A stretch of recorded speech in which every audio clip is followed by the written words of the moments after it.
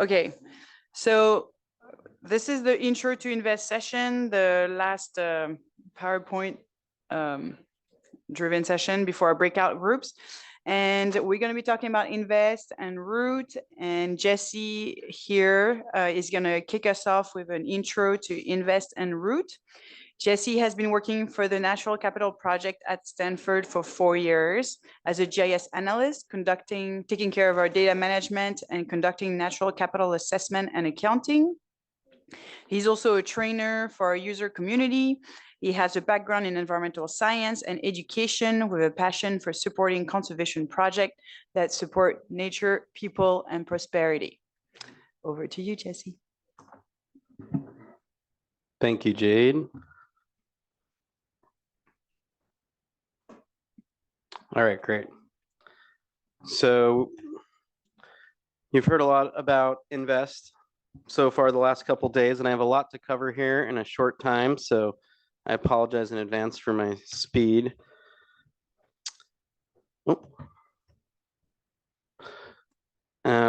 We've established these natural capital concepts by now, so I'm not going to dwell on this. We should all understand this by now.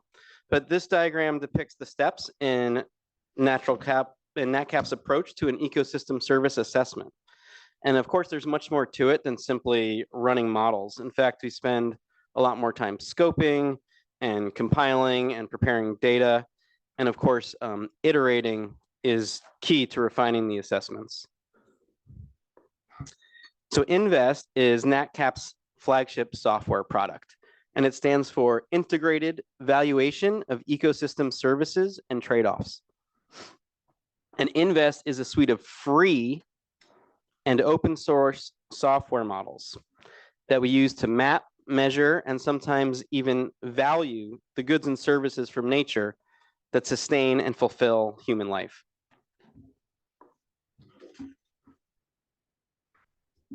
So through NatCap's approach, Invest can enable decision makers to assess quantified trade-offs associated with alternative management choices and identify areas where investment in natural capital can enhance human development and conservation.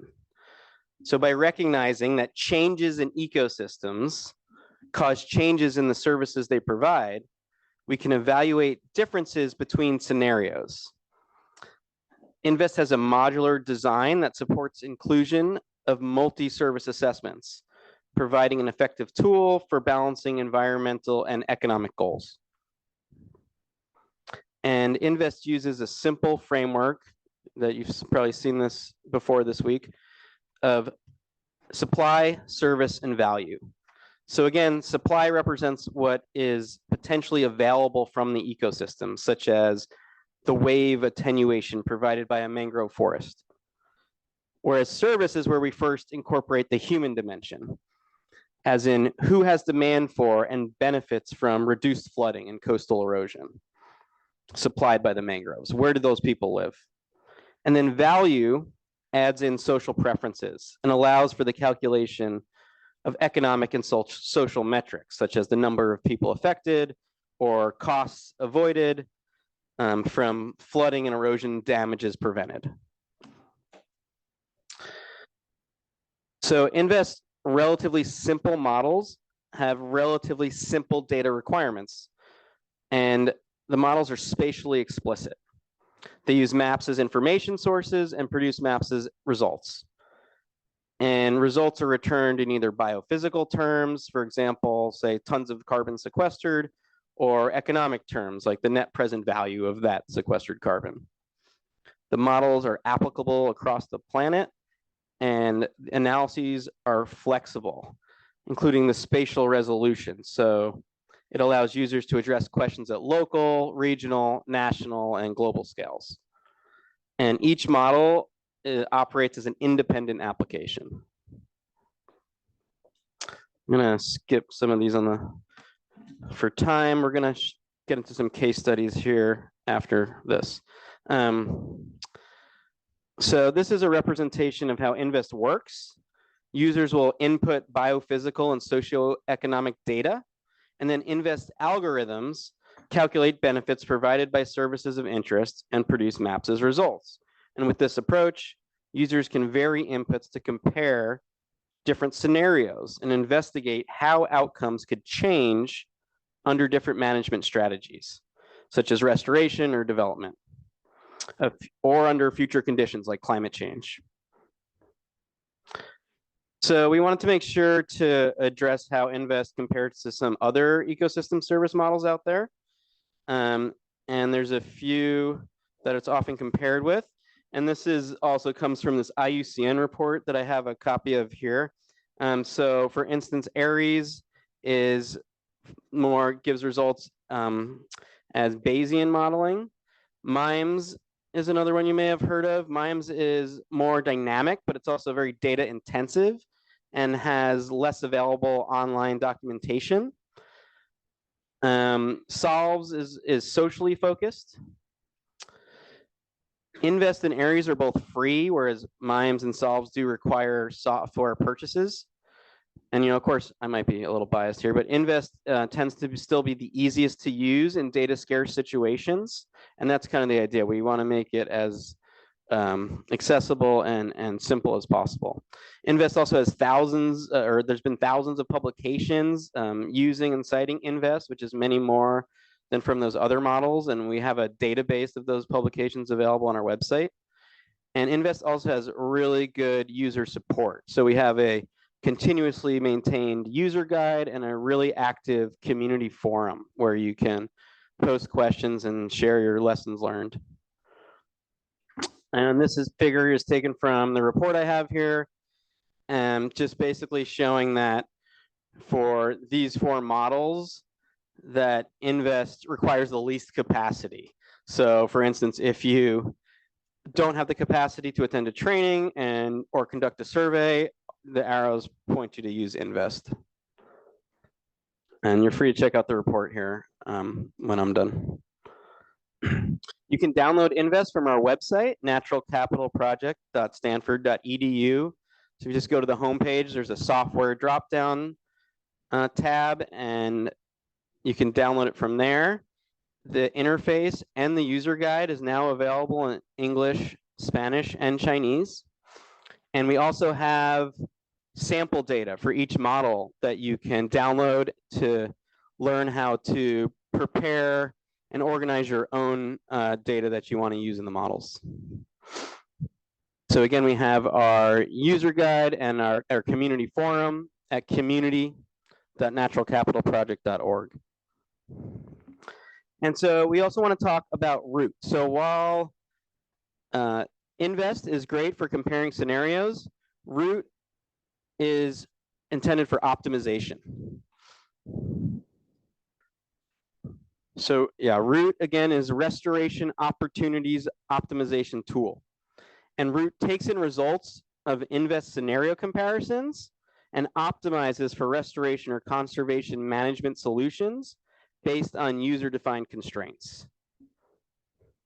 So to apply Root, we first ask, what are the management objectives? Then we identify policy options in terms of what can change and how. And to implement those policies in the real world, it's important to identify existing constraints, often budget, total area to restore, or specific locations where restoration is or is not feasible. And then lastly, we implement the tool to identify plausible solutions. So I'm going to show you an example from Sri Lanka here in a bit, but just conceptually, so first we identify the strategy for a given spatial unit represented by these squares. And as with Invest, this can be done at any scale. And then in partnership with relevant actors and communities, we map the strategy using local knowledge and existing literature. So here, for example, 5 land parcels or squares represent potential locations for restoration. Then we consult policies to define management targets. In this case, we focus on spatial constraints in terms of total area. So for example, let's say we want to target 3 parcels for restoration strategy. So we need to determine which parcels to select. So next we define policy objectives.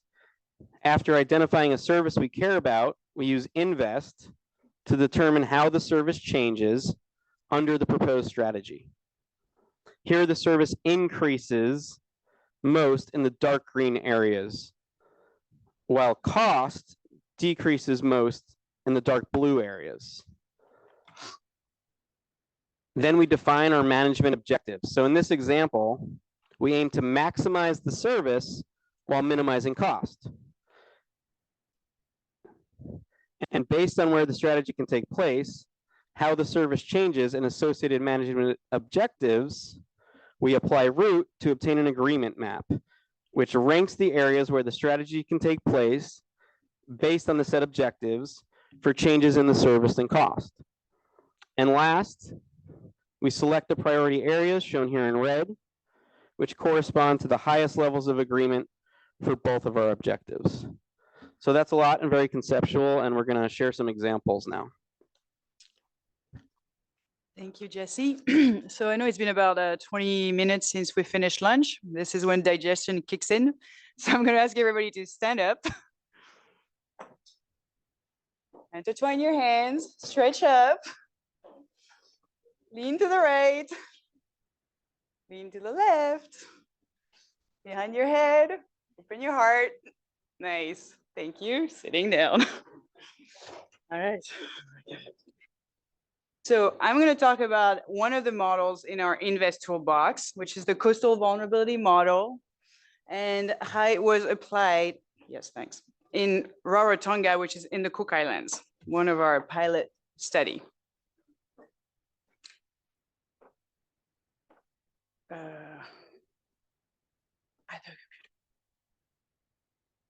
Okay, so the coastal vulnerability model can allow us to answer three main types of management questions. The first one is which areas are more or less exposed to coastal hazards, such as coastal storm surge. The second one is where are the natural assets, such as coral reefs, mangroves, that can help reduce the risk to community and infrastructures. And where are the people and infrastructures that are most exposed to coastal hazards? So this model is often used in coastal resilience planning. We have applied it a lot in the Caribbean. The model takes 8 main types of input data. The first one are related to the shoreline characteristics, abiotic and biotic, meaning topography, as well as what kind of living habitat is on it. The second types of suite of data that it takes is oceanographic conditions, such as the wind, the wave, the surge, like how much open ocean you have in front of you. And then the last two, one is the sea level rise, which is related to scenarios, which helps us look at how does local climate projections could impact your island or home country, and the social economic metrics, which allow us to assess where are the vulnerable people or infrastructures that need to be protected given projected conditions. Yeah. So the model is an index-based approach, which means that it ranks each of the variables that I just mentioned from very low to very high in terms of exposure, and then aggregates them into an index. So here we're going to do a little breakdown of each variable. So here, oops, we're missing one. Okay, so the first one is the shoreline geomorphology. So here are some pictures of the Cook Islands where you can see more of a rocky cliff along the shoreline, ranging to some more medium hard shoreline to a sandy beach. And what you see is that as you rank from the rocky shoreline to the sandy beach, the level of exposure to coastal hazard increases.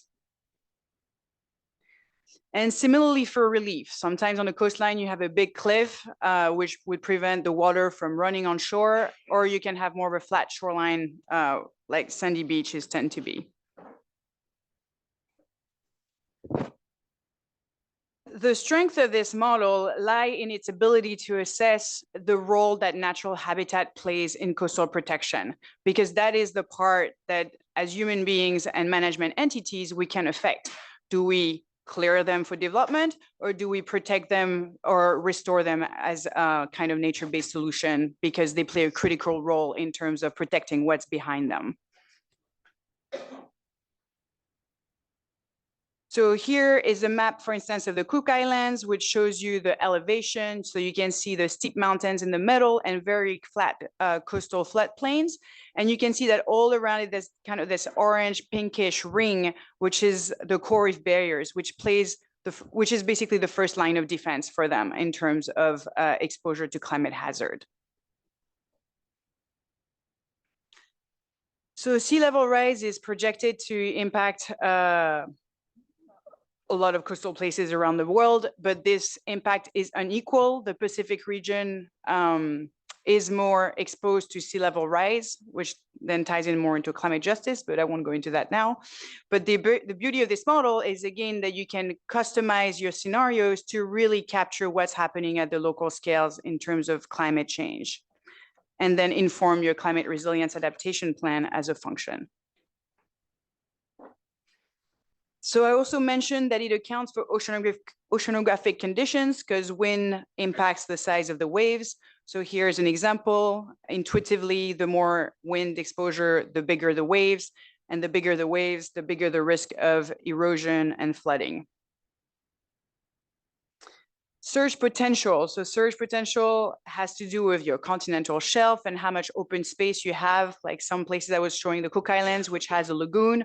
Some other places like Hawaii has no bay or reefs where like straight it drops down to the open ocean. So those places that don't have those first line of defense are even more vulnerable to climate-related coastal hazards. So then the model basically grids all these variables. It's spatially explicit. So it allows you to look at how each of these variables vary spatially and how together they result in more or less coastal exposure risk. So up till now, I've been talking about the biophysical aspect of coastal protection. And so here's an example in Rarotonga where you can see that the points in red along the south shoreline and a little bit to the northwest indicate that there is a higher exposure to coastal hazards due to the suite of conditions that I just described that result in more exposure. The second map here shows you in dark blue the places where living habitats plays a big role in coastal protection and therefore should probably be the focus of management in terms of protecting its health and or restoring historical presence of habitat if they've been lost. So now that we've talked about the biophysical world, coastal vulnerability only happens if there's also the people in the equation. And so this is where, for instance, in Rarotonga, we looked at what was the distribution of people along the shoreline to see where the most people were at risk. And what we found is that there's, if the nearshore and coastal habitats were to be lost, 10 kilometers of the shoreline would be vulnerable to coastal hazard, and that's the shoreline that is highlighted in blue, which could result in putting at risk 13,000 people. We also look at disaggregating the number of people because some people are more vulnerable than others. For instance, children, mothers with children, elder people tend to be vulnerable to climate hazards when storms happen. So for instance, here's an application that was done by Katie Arkema, a former NatCapper and teams, including Jess here, who they looked at where the elder people and the people under the poverty line were more vulnerable to climate hazard around the United States. And you can see that as you start disaggregating the demographic information, the places that matter in terms of risk management might shift. So as a potential next step, if we decide to explore climate risk reduction in the Cook Islands, we could be looking at translating the climate change projection for the country into scenarios that can then plug it into INVEST, or a nature-based solution to mitigate its impact. Thank you. That was a lot, but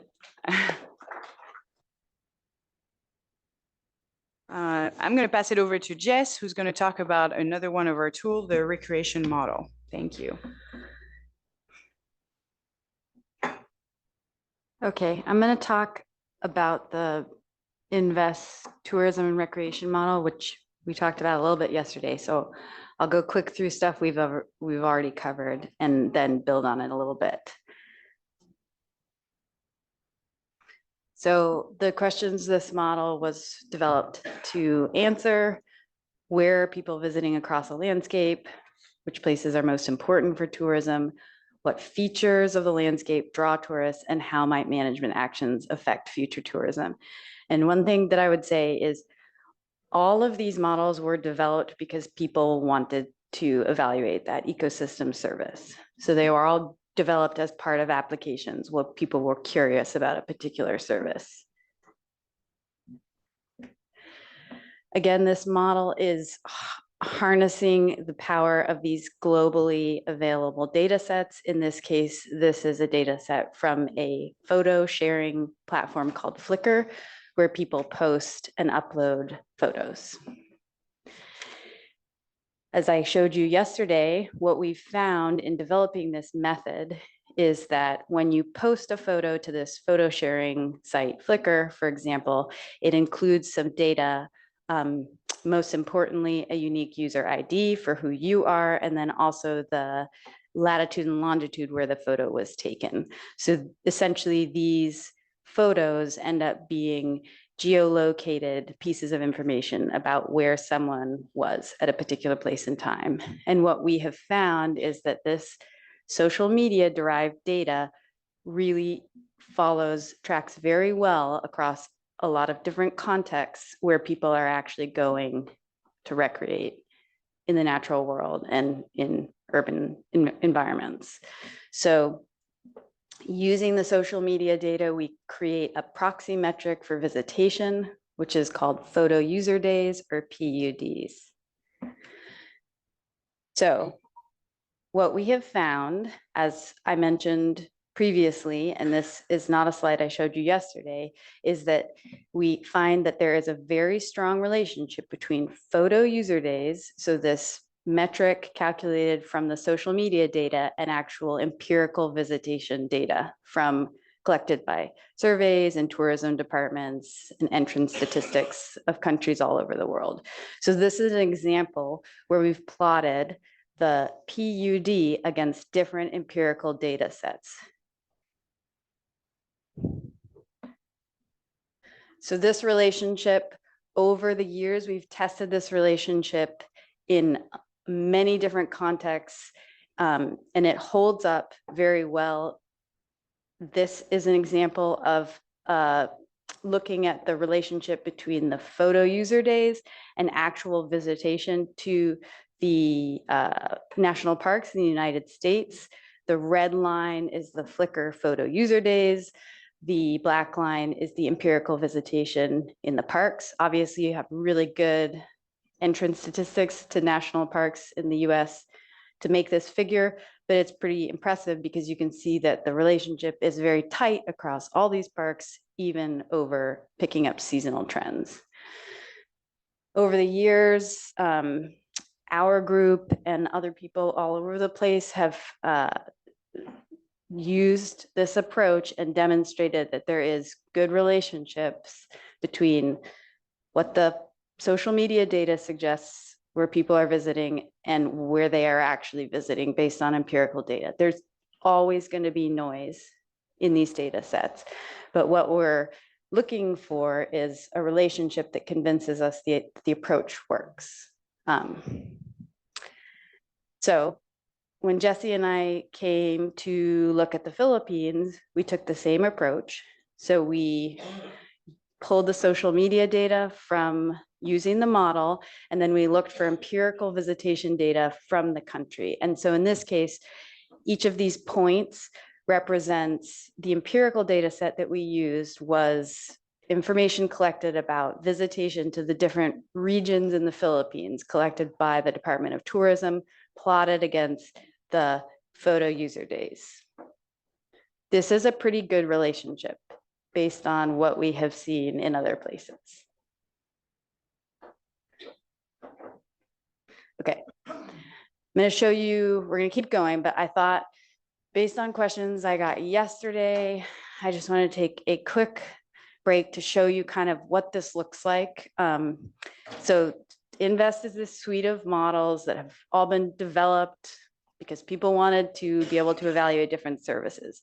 When you download the toolkit that Jesse showed the link to, it pulls up like, there are all these modular, unique models that are meant to evaluate different services and accessories that can help you do the data processing. Each one of them has a model user interface, which is going to ask you for some inputs. This one's really simple. Some of them ask for a lot more data, but basically they're all going to follow this structure. Okay, so I use that user interface to generate these results. And we saw these yesterday. This is a map showing the average annual photo user day distribution across the Philippines. And so what we're looking at is the model is calculating the average number of photo user days per year across the landscape. And it's returning the outputs on a grid. And you as the user specify how big you want your grid to be. And so this is going to tell you about the spatial patterns of visitation. And after I showed these results yesterday, people said, well, I don't think these data exist for my country. I said, I bet you're wrong. And so I got up this morning and I ran the model for the 3 countries that were in my van. So Armenia, Cambodia, Sri Lanka. And I just want to show you these. So all you're looking at here is the distribution of photo user days. You're not looking at the number of people. You're not going to get to expenditures. You haven't validated these. But the beauty of this is I think all of these models are like onions, right? This is really the outer layer of the onion. So it's like the low-hanging fruit of a methodology that we think is helpful, that we've built to work in data poor and data rich regions alike. And then even this information can be very useful in helping to map and communicate certain things. And then depending on A, your questions, and B, what you have available, you continue to peel more layers off the onion. And the better your data is and the more specific your questions are, the more precision you're going to be able to get to all the questions that came up yesterday, like where's the money flowing? How well does this method work? What does it mean for the future? What does it mean about mangroves? Okay. So then the next step that we talked about is translating this proxy variable PUD, which is like not a thing that government people want to hear about, to actual people. And this is a step that's done outside of Invest. So the model is not going to spit this out for you because it requires some visitation data from your country. Some people, all they have is the entrance statistics from the airport. So they don't have anything to regions. They don't have any, don't have much beyond how many people are entering the country. Okay. The better your statistics are, the more confidence you're going to be able to have in the relationship. But to get to this, to translate from the photo user day proxy to number of people, it requires this on-site data. I told you what we use in the Philippines. It uses the proportion, the way the photo user days fall out, the relative proportions per each grid cell. It uses that information to then spread your actual tourists across the landscape. You can then link this to information about expenditures by using average daily expenditures. I just used one value that I found online.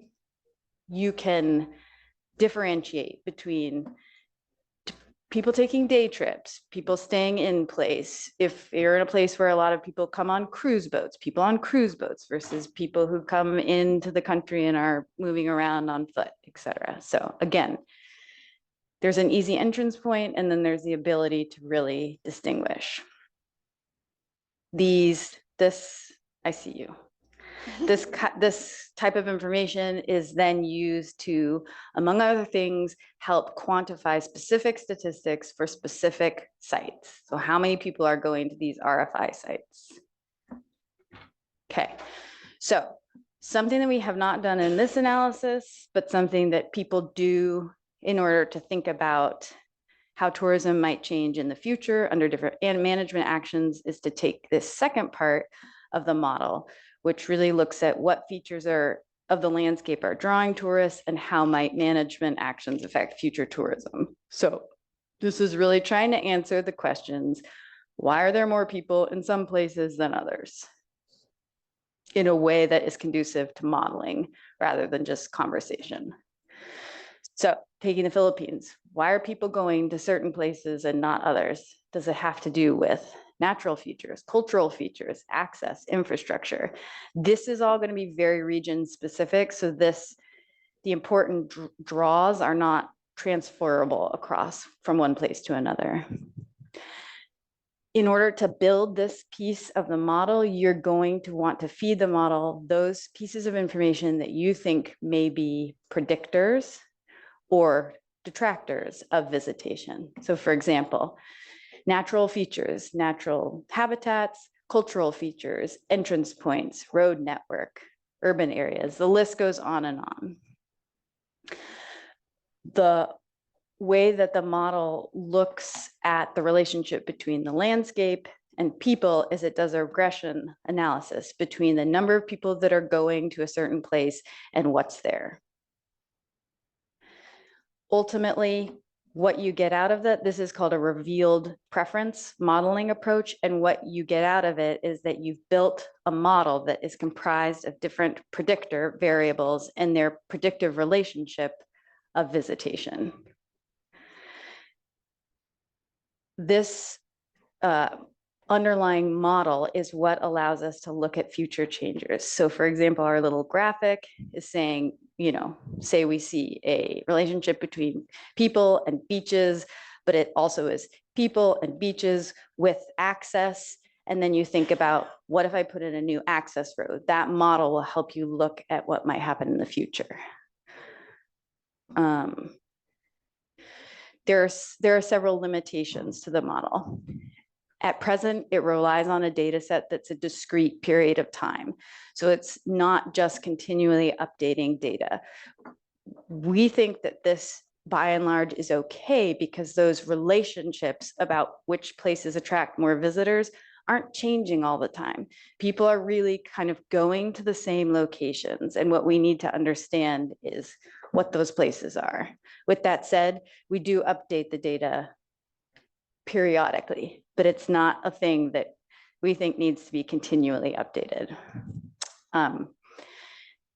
There's not an implicit temporal aspect. So it's averaging across the years. It's not seasonal, daily to learn about. We're learning about broad spatial patterns in general.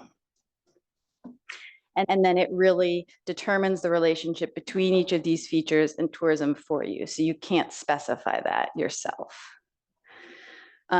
Just going to show you a few things just really quick from some work that we did on Jeju Island in Korea with the tourism planning department.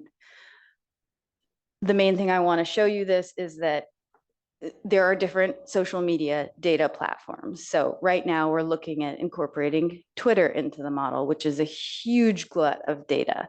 There's also no mobile phone data, which typically you have to buy. But each of these social media platforms is going to tell you a little bit of a different story about where people are going.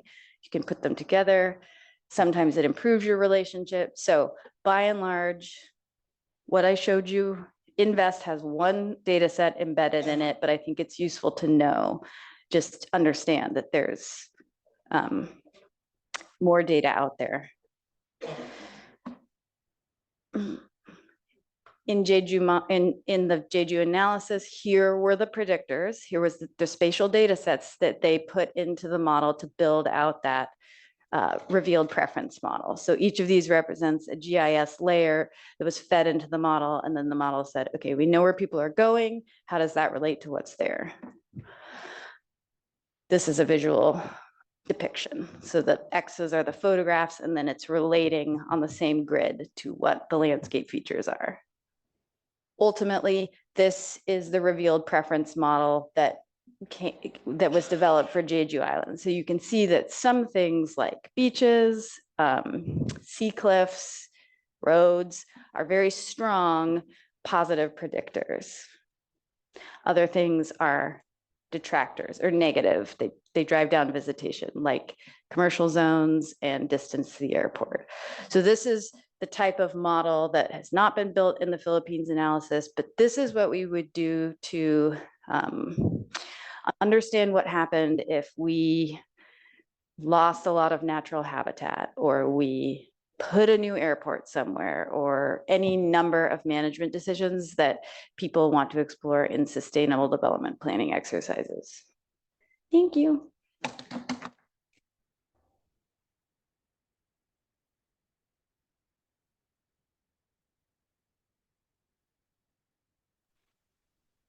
guess we'll close. No, go on. Okay, so Jade and Jess both shared examples using Invest to get at what will happen under different scenarios. And now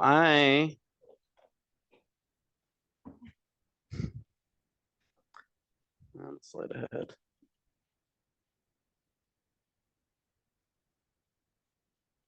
So now I'm going to give an example using root.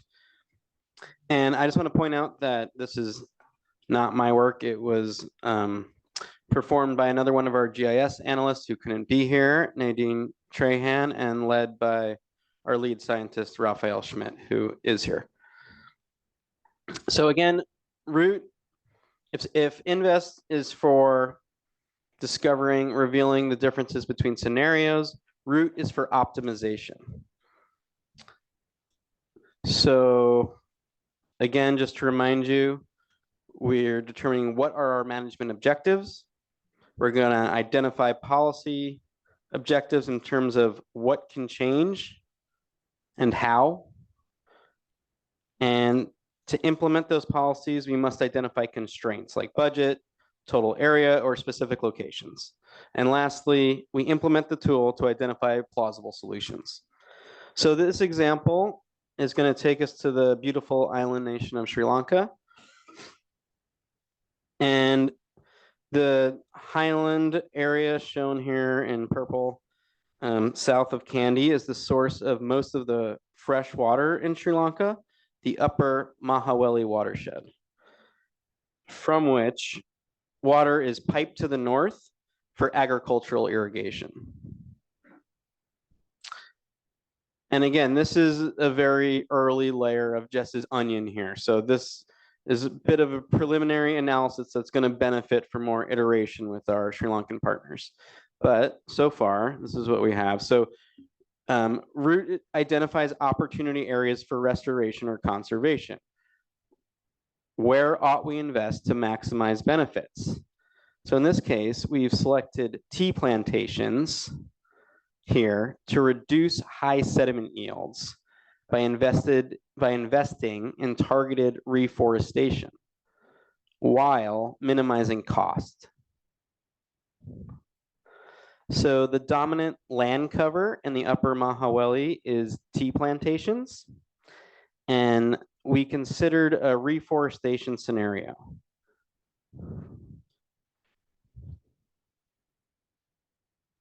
On the right, it's just picking out the land that are tea plantations. And this is just the upper Mahaweli watershed we're looking at. And here is an image of Sri Lankan tea pickers at work with views of the beautiful highlands in the background. And you can see some natural forest ecosystems behind them.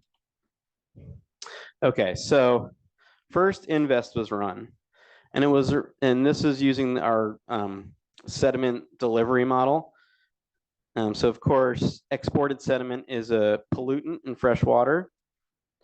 So the model was run, in this case, 2 times with different scenarios. So on the left, you have the results from a forest restoration scenario, revealing where sediment is retained by those forest ecosystems.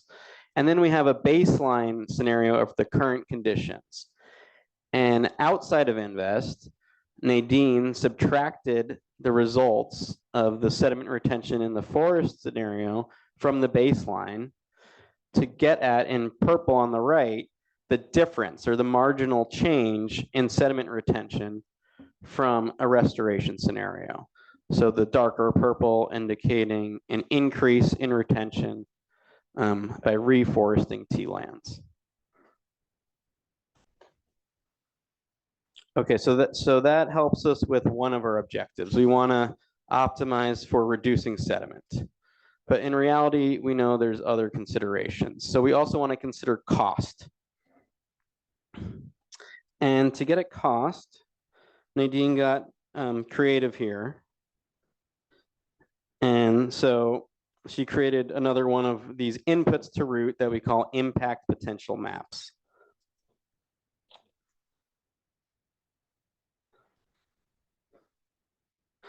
Okay, so to do that, we made a couple assumptions. The first assumption is that cost increases as proximity, or the cost of land rather, increases as proximity to towns increases.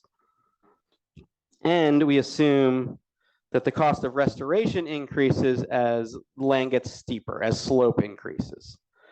And she simply added those together to get at this proxy for cost, or she called a cost index, with the darker pink areas showing higher cost. And so this is essentially, this cost proxy is based on access, proximity to towns, and slope. So then we put these 2 impact potential maps into root.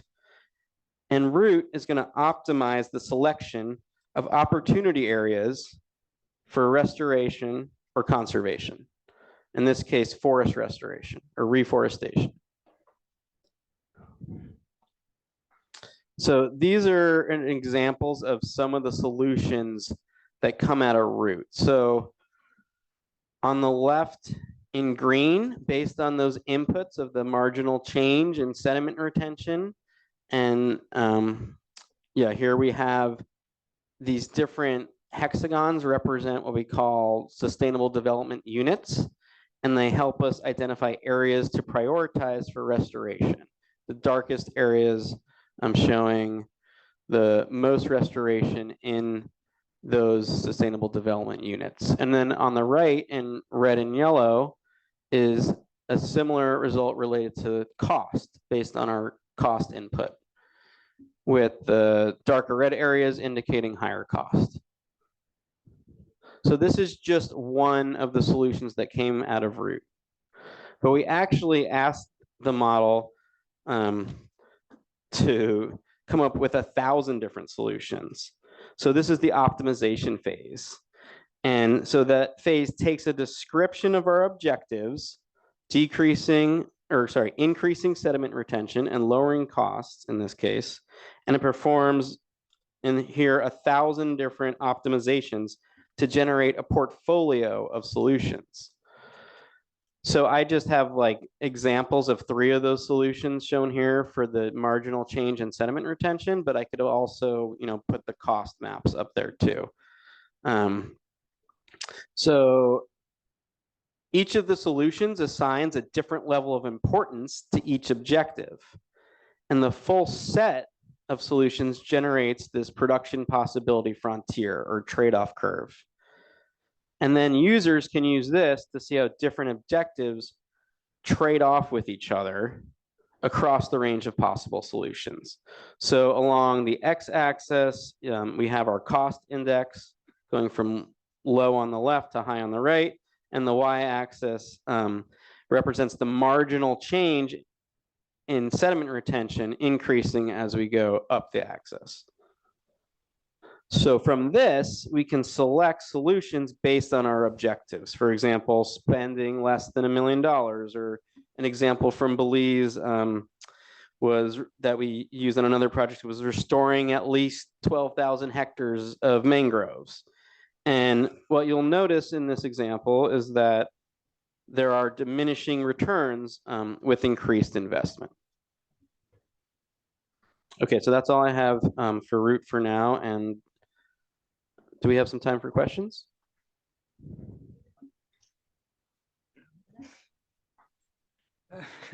Thank you. Thank you, Jesse. So we do have one tiny tiny presentation left on beneficiaries. It is a little, no worry. It is on, it's a little teaser because we could probably spend the whole day talking about how to include people in those assessments. And it is a frontier that we're trying to push forward as well, because often the missing data in a spatially explicit manner is people. So thank you.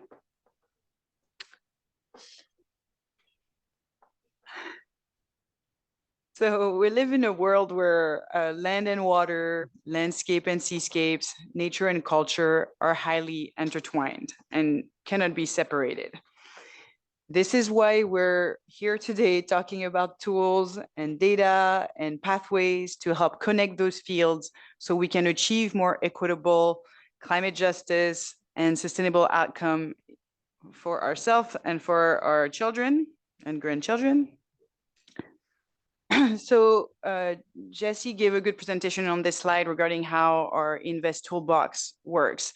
What I want to highlight here, and that relates to some of the conversation we had 2 days ago, which is regarding valuation, which starts with the values that are at the table.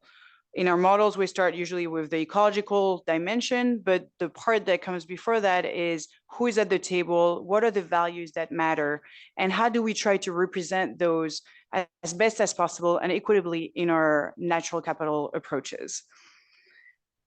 There is only a service if there's somebody to benefit from it. And the benefits that we derive from nature can be benefited by people at multiple scale. We can talk about drinking water downstream. We can talk about fishing or harvesting from forests. We can talk about recreating from tourism that come half across the world, or the local community that gather on the beach for celebrating a birthday. Or we can talk about infrastructures like hydropower or dams, ports, roads, and so forth. So when we talk about beneficiaries in our modeling, we talk about service shed, where we try to track how the benefits that nature supply, where do they get accrued and consumed by people. So I talked about scale because some benefits are locally relevant, such as clean water, recreation, and then there's the global benefits, such as carbon, which come linked with climate mitigation. And given the suite of benefits that we derive from nature, it is important to adopt a holistic approach in our planning and development. So here I'm going to present, not yet. So here I just want to show contextual a bit the importance of where nature is and where people are, because where you're going to have forest in your watershed is going to influence what kind of benefits people downstream may benefit, whether they're fishermen or coastal communities. Like we were talking yesterday about sedimentation up in the watershed, impacting the fishermen being able to launch their boat to go fishing in the morning. So I'm going to talk about this really cool case study that Lisa Mendel and her team did, where they looked at how a road that was proposed to link Peru and Brazil was going to impact drinking water and climate regulation on people. And the beneficiaries that were considered were about 230,000 people with 15,000 indigenous communities, 15,000 people that were indigenous communities. So because this is a teaser, I'm going to only highlight two parts of the process, but what they did the ecosystem service assessment to look at where the potential impact of the road development. They looked at mitigation options, and then they assessed potential avenues to offset those impacts equitably. So when you look at things in aggregated fashion, it might look like actually the loss of services is pretty minimal. But then when you start breaking things apart, spatially, you start seeing that actually some communities get impacted more than others. And you might also look at who in the community may get impacted, and you start seeing that here in the brown part of the pie is really the part that I want to highlight, is showing that the indigenous people from this place were the ones that were going to get impacted the most severely by this project. So what they did is they took those results back to the Nature Conservancy, who then took those results to the government to try to look at alternatives pathway for the road, as well as alternative ways of transportation, such as a railway. And this is a case study that can be used in other places to evaluate the outcomes of large infrastructures projects, like the one that ADB fund. So the key takeaways from this is that it is crucial to incorporate people in this equation, because it might alter how you might make recommendations or your impact assessment findings. That's why it's important to disaggregate data to look at nuances, and also to look at your assessments under multiple lights, such as biophysical, social metrics, and economic metrics, and cultural, which is not there, but as equally important. And thank you. That note will close. Do you have any questions before we go to breakout?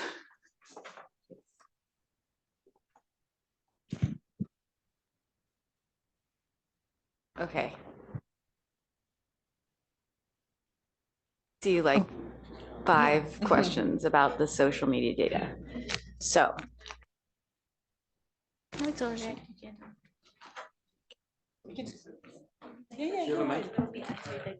Oh, if maybe I will go first. It's a simple. So I do see. Thank you, Jess and Jessie, for introducing Invest and also Root, because I work on project analysis sometimes, so I'm eager to see the gap between the coefficient or the output from these two models and CBA evaluation. I'm sensing like there is issue with pricing attached to the output that model produced. Would you comment on whether that's correct? And then what do you see could be done to turn the model output to CBA cost and benefit? And that's the question. So you mentioned Invest and were you asking about a specific Invest model per se, or not necessarily? In Jeffrey's case, I see coefficients produced out of the Invest model. And also the last slide you showed, you're saying we could have cost and then benefit and in each grid. So I would, because I haven't checked the model myself, so I want to see could the model output be used for economic cost benefit analysis?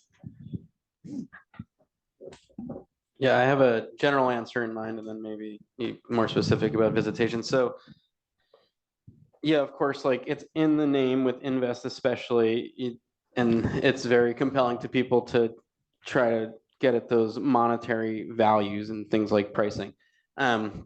We like to caution that generally we recommend, short of taking the time to really gather local data and do careful calibration in the place you're working, like research on costs and prices and things, to take the results of Invest more as spatial patterns, general patterns across the landscape, maybe more here, less over here.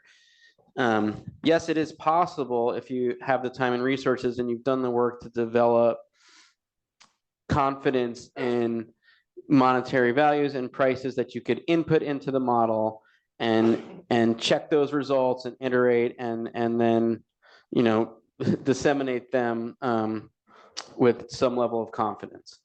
The example I gave with the root and cost, that cost input was used as one of the objectives that we were trying to optimize for in the solutions root was providing, but that was actually just some creative GISing that Nadine did separate from invest. So in her case, you know, it was an early layer of the onion, and she came up with this proxy of access for cost, and there wasn't actually dollar or peso values assigned to those yet. But with further engagement with Sri Lankans, maybe we can improve that cost input and actually get at providing dollar values. But it's certainly not something that Invest is going to do on its own. It's very much dependent on the user provided data,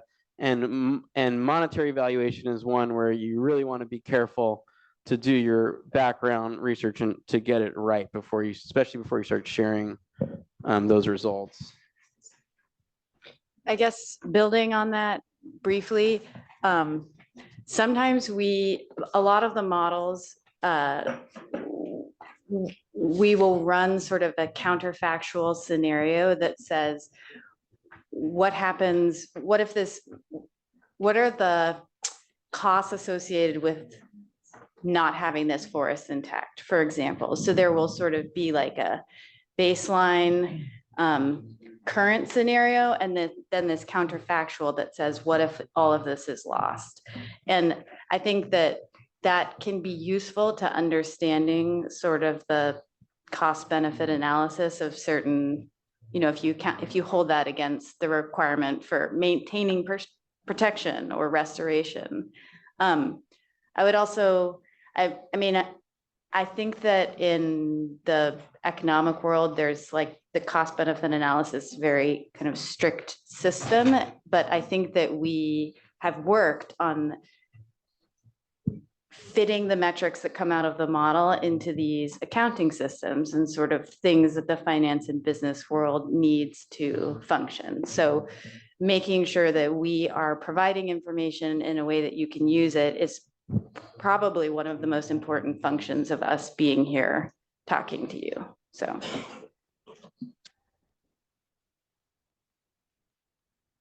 Maybe I'll just have Jess address a couple of the questions online. They're related to the rec model and quick to answer, and then we'll go back to the room.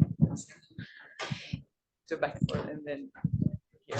There's just a bunch of questions here about, is the data on the social media data publicly available? So I want to say again that it is like the wizard behind the curtain in Invest. It's already embedded in the model. So when you download the Invest model and you click run, we have downloaded all of that publicly available Flickr data, and we have it on our servers, and you're querying against that. So you don't have to go get the social media data yourself to run the model. With that said, some of these platforms are publicly available and some are not. Like you can't access Instagram data or Facebook data, but we can scrape all the Flickr data from the web and use it as a bulk data set. Similarly, Twitter, before it got acquired by Elon Musk, was open, publicly available. So you could scrape the whole glut of it. But that's really like, in order to accessing the social media data is part of what the Invest model is trying to do to be helpful. Thanks, Jess. Back into the room. Do you have a question? Yeah, thank you. My question is somehow similar, but I want to ask about OpenStreetMap data and also Google Earth images. So in Google Earth, there are also a lot of images which can be maybe integrated in the model. And for OpenStreetMap, there are public GPS traces which can be also used. Have you tried to integrate it to your model? Thank you. Yeah, that's a great question. We do not, so lots of people, when they're building those predictor layers, they use OpenStreetMaps. So that's like a good data set that users will use to download a map of roads, download a map of, because the predictors are so location specific, we haven't pulled the OpenStreetMap data for the world and curated it behind the invest model. I mean, maybe if we just get millions of dollars and I think part of the goal is we do talk a lot about how can we create a data set create and host a data set that collates the best globally available data. And that is something that the NatCap group is working on, but it has challenges, like OpenStreetMap updates really frequently. So, but what I would say is that's a great data source, and you should, by all means, pull data from it if you wanted to build out that predictor model. Thanks, Jess. So we answer Yukio's question online, so that one can be checked off, and we'll pass it to the back of the room.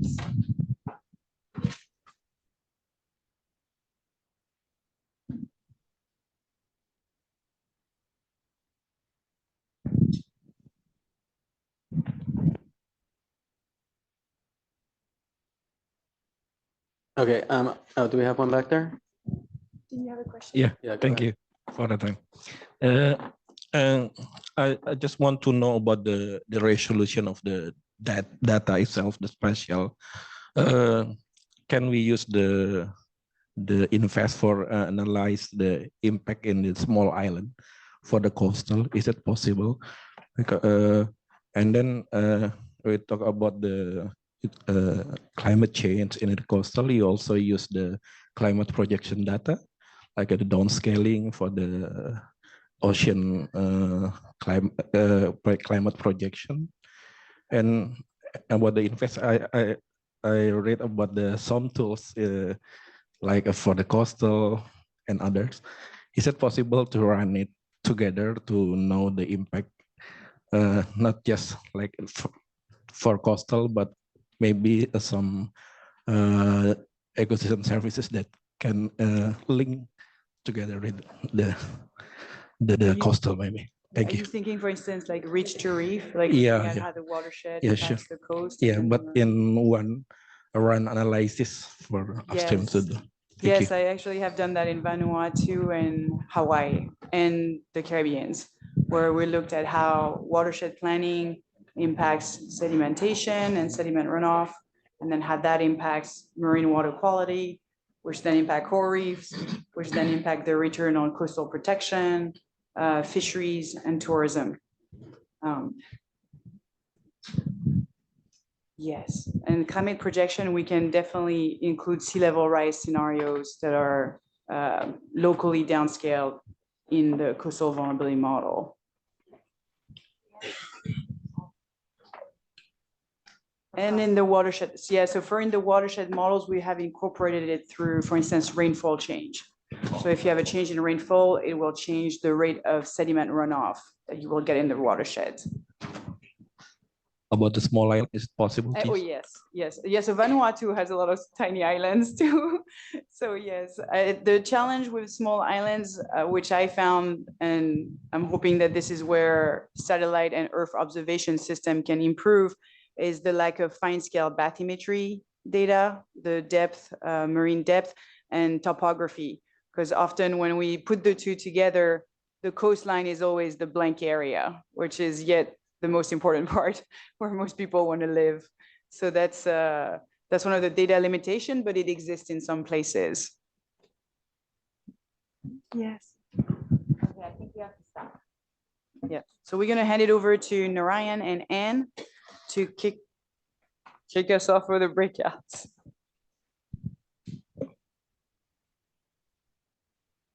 Yes, maybe Marisa and Sally, you can send us the question from the chat and we can.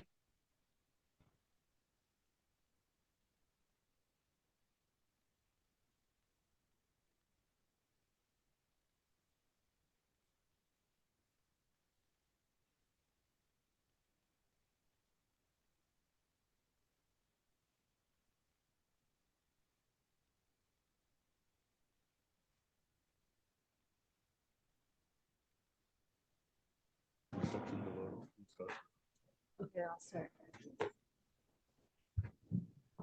Okay. I'm really excited about getting to the breakout groups, so I'm going to keep these remarks brief, but I have a couple of slides to get us started.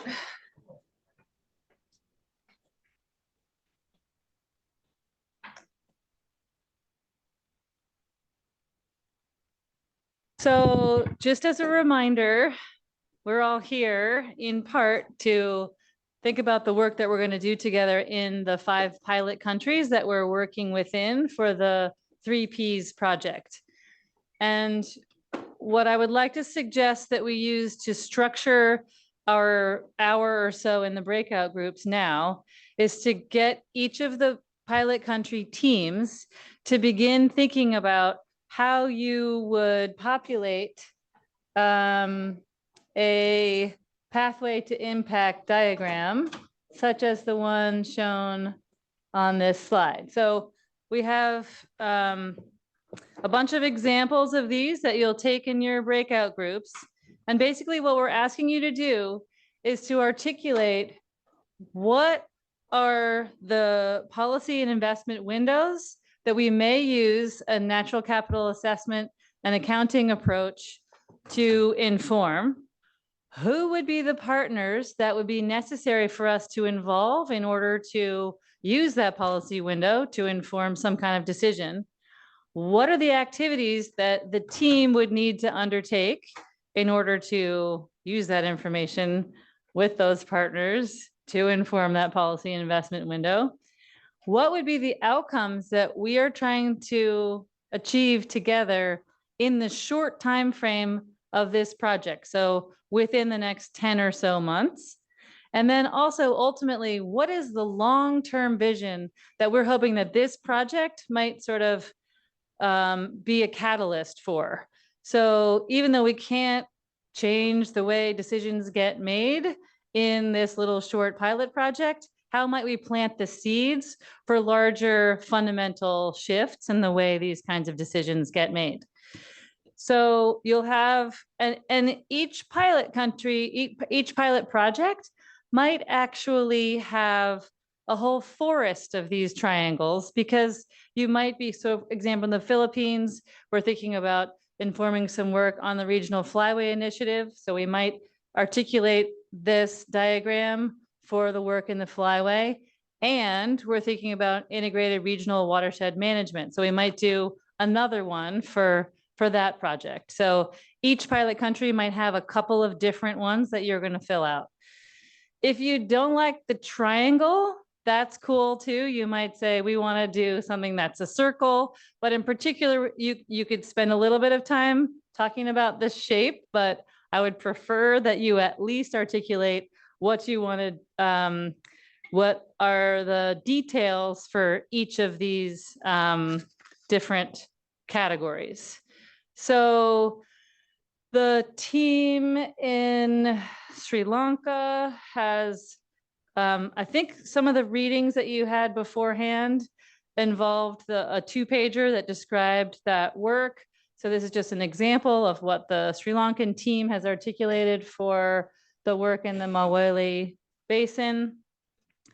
We have a PDF of this. If you don't like working on paper in your breakout group teams, you could work on the PDF.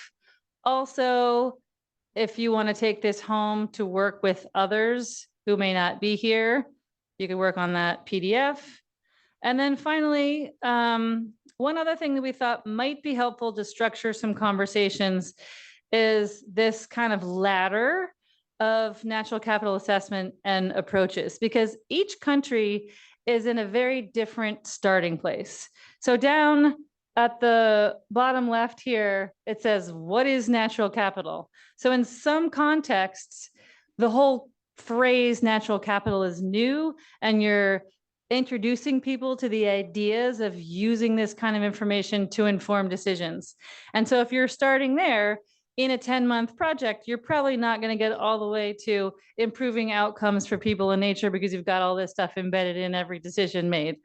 So if you find it helpful, you'll also have a copy of one of these, so you can think about where you are on this diagram and where you aim to be at the end of this pilot project, and also potentially where you would like to be in terms of the vision for broader work in that country. So I don't want to take any more time away from the breakout groups. So I'll turn it over to Narayan. And also, I'd just like to remind the leaders of the breakout groups to please choose a rapporteur who is gonna, in the next session, tell us some information about your progress on your diagrams and whatever else comes out of your breakout group. And is there anything else logistical I'm supposed to say? Maybe Narayan will do that. Thanks, Anne. I think just a couple of things from my end. One is you of course covered the 5 DMCs, but I would also like to request the other DMCs where we are not currently conducting these assessments to also actively participate. There is a separate breakout room that you have to discuss various issues that may be relevant. It could be preferably country wise, but there could be some common issues as well in each of these countries that could be highlighted. So the guidance for the other countries is not to necessarily stick to any one particular issue or any one particular say direction, but to and you may not even have consensus about what is relevant, because what is relevant for one country may not be relevant for the other. So we just want some thought and some discussion about your respective countries, so that in the next session when you come to discuss about it, you're clear what you want to highlight. That's one. The other thing is, of course, some purely admin kind of guidance, which is you have it in your programs, but I'm just repeating. There is one small change, which is we are beginning with Armenia and Sri Lanka together in this room. After which, after some time, we will separate Armenia and Sri Lanka. This is purely for because the way we have been engaging with these countries, we have Rafa, who's been common, and purely for our administrative purposes here. Cook Islands is in 4D217, and Suzanne is the moderator from ADB, and I guess Anne, you are, and Jade. Yeah, and Jade. So Suzanne will lead you to 4D217. PRC is in 7D112, and I think Tom is with PRC, so 7D112. So Tom will be your guide. I'm just highlighting this because if you go upstairs, you will find all directions seem the same. So it's easy to get lost. Philippines is in 6D217, 6D217, and Jiangfeng, is Jiangfeng around? Sorry, so Jiangfeng is with Philippines, and Jiangfeng knows the layout inside out. 6D217. And the other DMCs are at 6D114, and Takeshi is with them from ADB. Takeshi? So we can break out now. And we'll be back here at 3:40. Yeah, or we're giving him more time? Yeah, what's the time now? 2:30. 2:30. Yeah, so 3:40 is good. Okay. So we come back here at 3:40. So please, only Armenia and Sri Lanka, please stay here. Thank you. You probably need a bunch for other.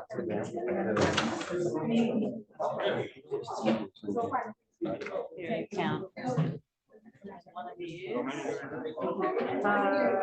I have 40 of the 3Ps and 15 of the staircase. How many? Well, ask Jerome, I think I was gonna be with others, but then, I need to go to Cook Island. So Jerome is gonna do others.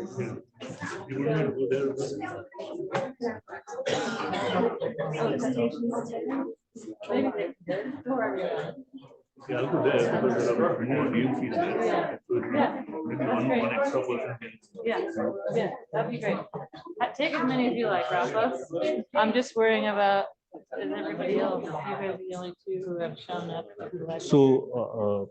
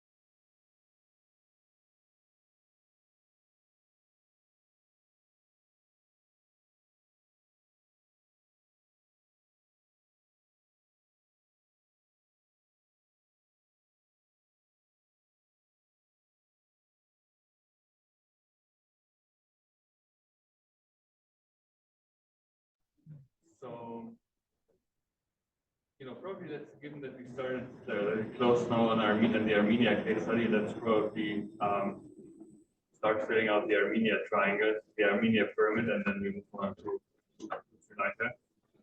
So that's a pity that we don't really have any whiteboard or anything, but I think volunteer as like a note taker, so to say.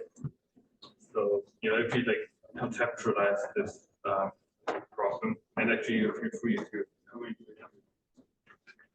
Don't think we have one for everybody, but let's say I can do one central one, and then probably. Perfect. Yeah. So I can probably, volunteer as a note taker. So yeah, if you think about like Armenia, and like now specifically speaking about this water management, the riverbed management plan, there will be other components. But let's focus now on the riverbed management plan. So Alexander, like what would be the policy and investment window that we were addressing?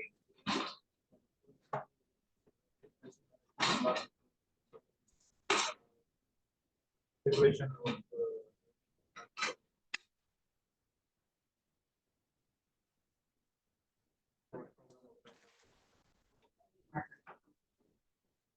of wow. Sorry, I think it's okay like this.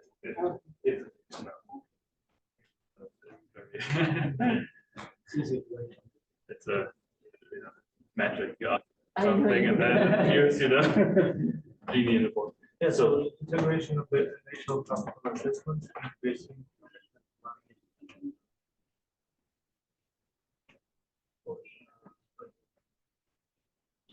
Integration of let's call it natural capital approaches, because here NCAA we call it natural capital approaches into RRR space and management plan, right?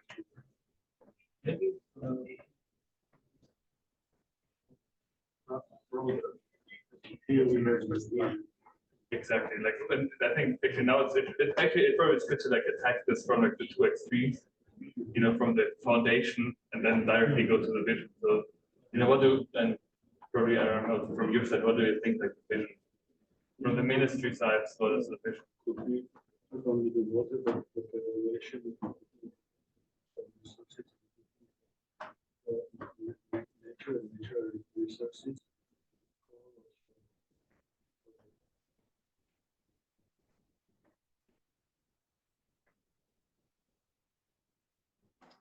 And what do you think? What do you think about the other river basin plans? I think this is the one kind of like yeah.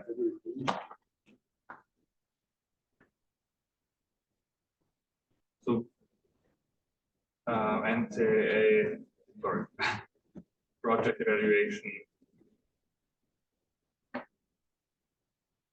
So this is the agreements with vision of like of our project. Let's say like beyond our specific, this beyond this specific problem here, what could be the outcomes, But mainly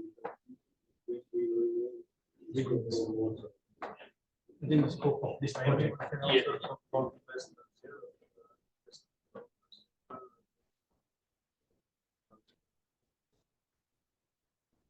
I think it can be even beyond, like, what is it set up that could continue on even beyond that? The specific water, yeah. Okay. So for instance, one tangible outcome could be like now Armenia will do the like riverbed management plan with 6 basins, right, in 2025. That will be valid until 2031, right? But then in the next iteration of this riverbed management plan, we'll start working on it like 2030. It would be really important, or it could be an opportunity to integrate NCAA.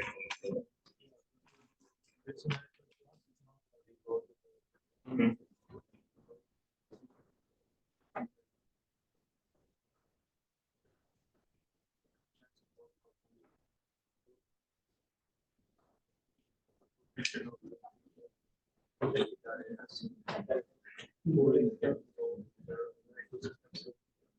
So, yeah.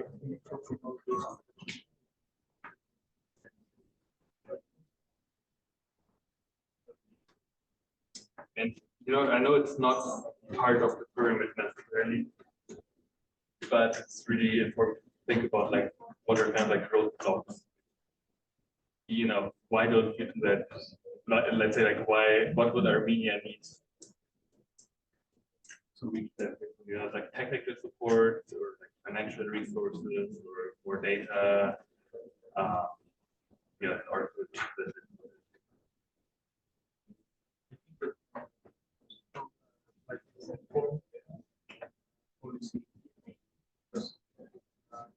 Some cases are very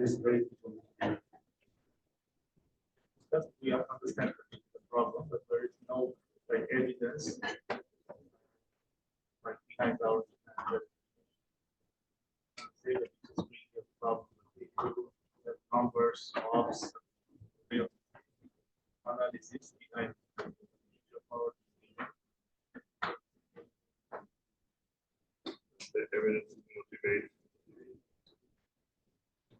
the evidence to science support evidence based.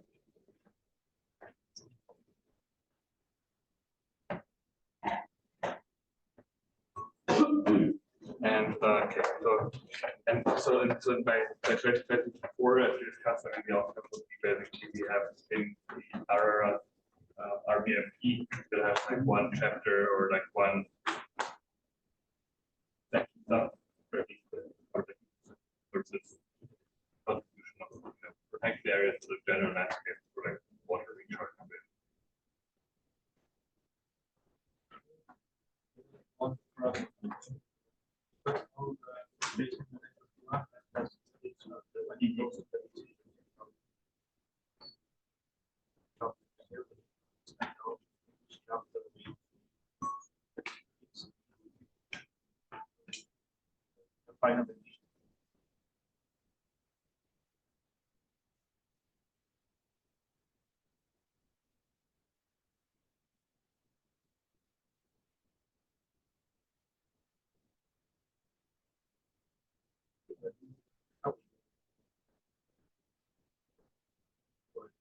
So I think one study that we have like environmental. So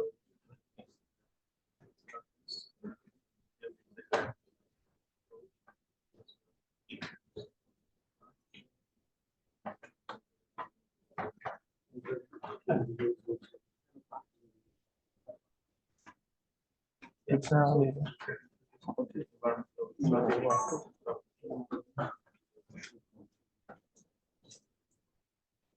I guess that here is really also important to get views from the ministry guiding us like where we can best integrate things like natural capital management plan, even though as Alexander said, I think it's like a governmental decree that prescribes the different sections, chapters of the plan. So there can be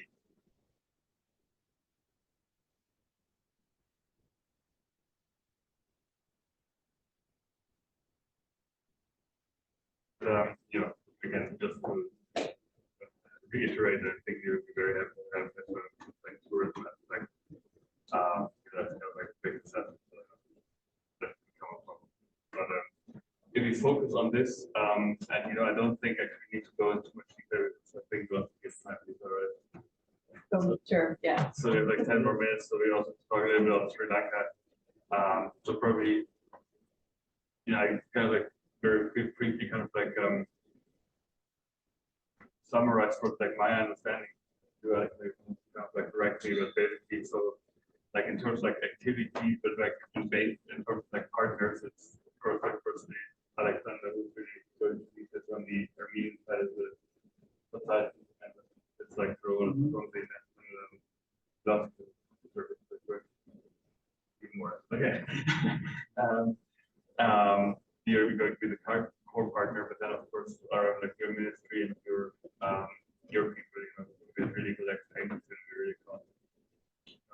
your support covered it already, which is great.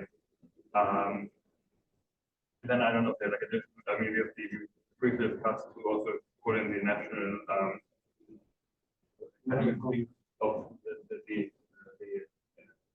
of the institute of one needs to have the like national area development.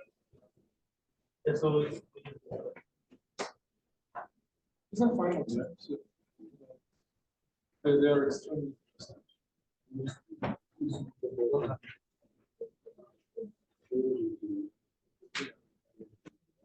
you like it's good.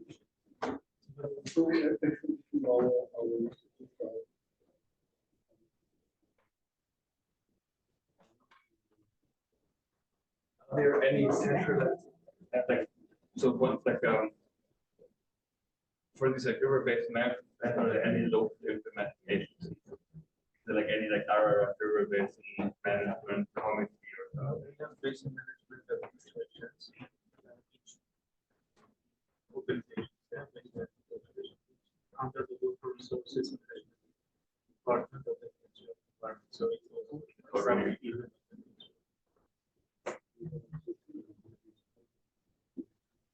yeah, our husband in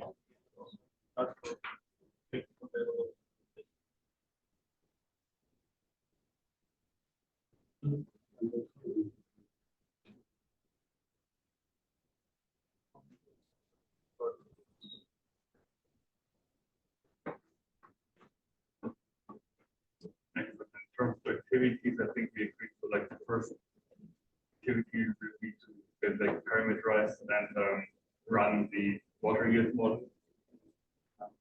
Looking at like scenarios. And also eventually like put in some exciting data that you know enable like measure like water recharge. They can be to like check the accuracy of our models, at least understand the accuracy of our models.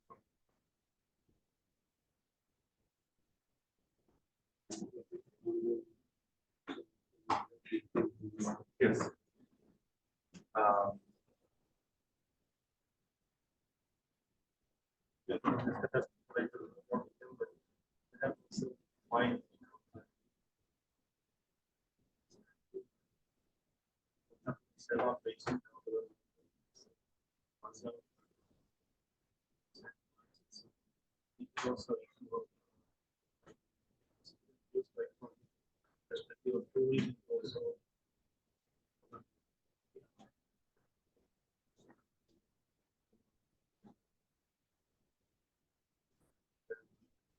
industry.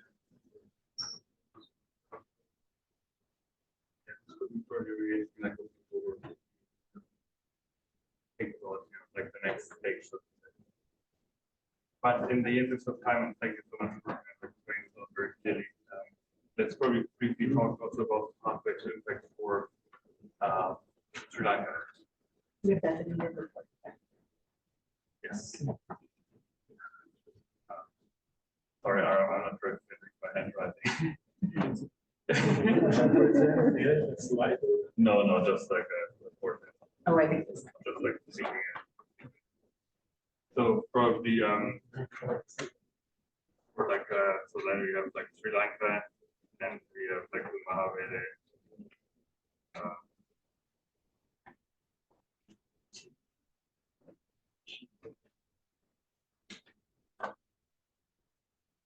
So like that's probably again do it like from the top and the bottom. So it's like in your own words and your own understanding how Sanat probably like how would you describe what you want to do? Yes. National planning. So that's the Yes. agency for planning. For planning, yes.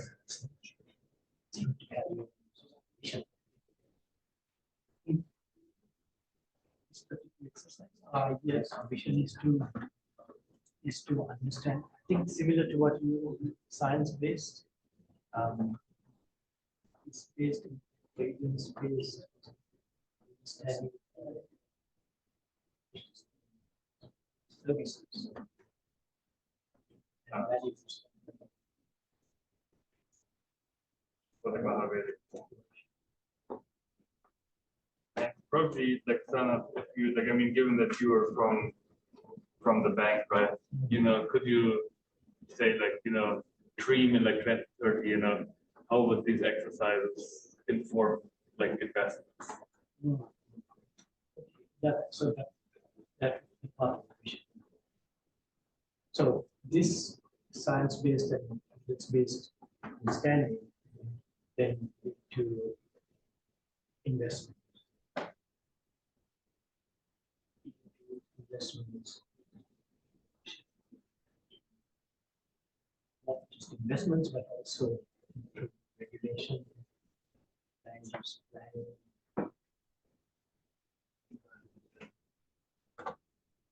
Yeah, from your perspective, you know, who's more on the regulatory side, you know, as to your understanding of, you know, what we do in this project, like how could it inform your work?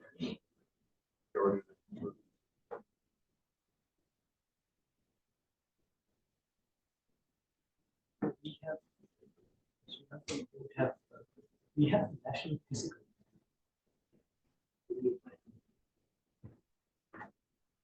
So this could inform the updates of the national.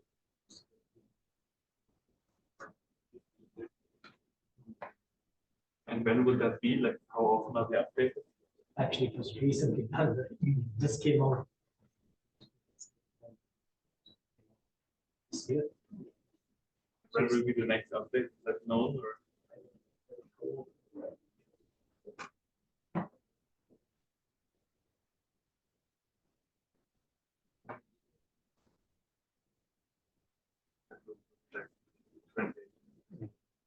Something 2030 at some point.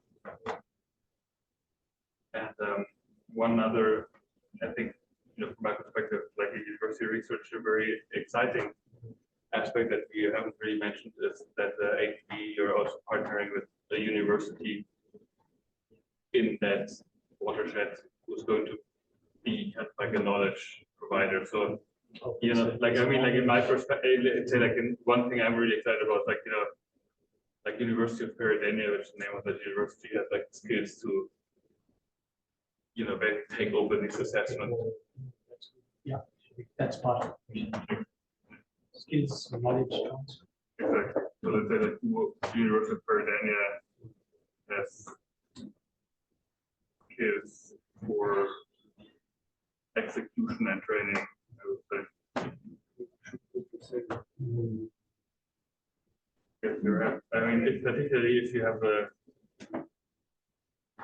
university, you know, department with whom you usually collaborate. Or institute.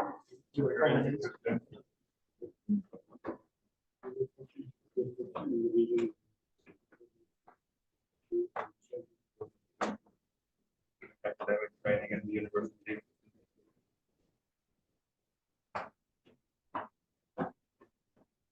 And so in terms of like the policy and investment windows, I mean, we talked a little bit about We have. yeah, could you just spell some out?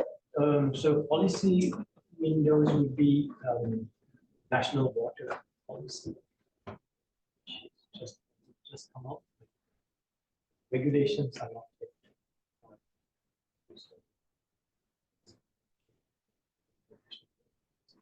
It's national agriculture policy, which is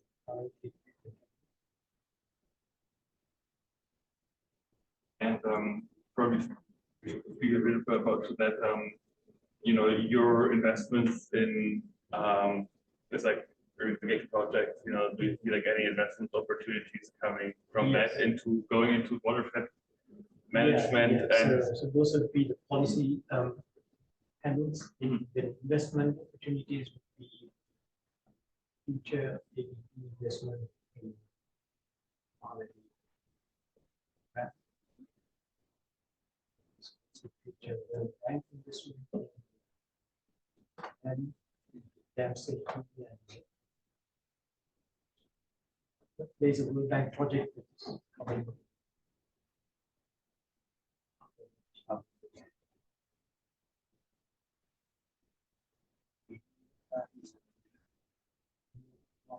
Well, Manila is not part of the market. Other investment opportunities could be possibly green.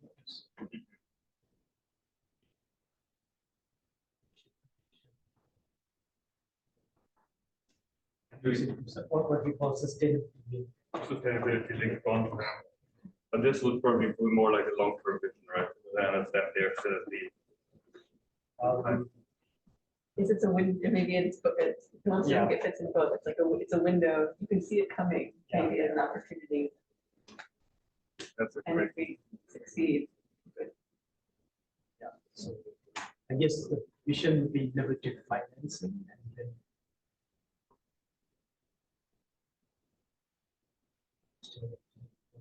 it's not too far in the future. I think it's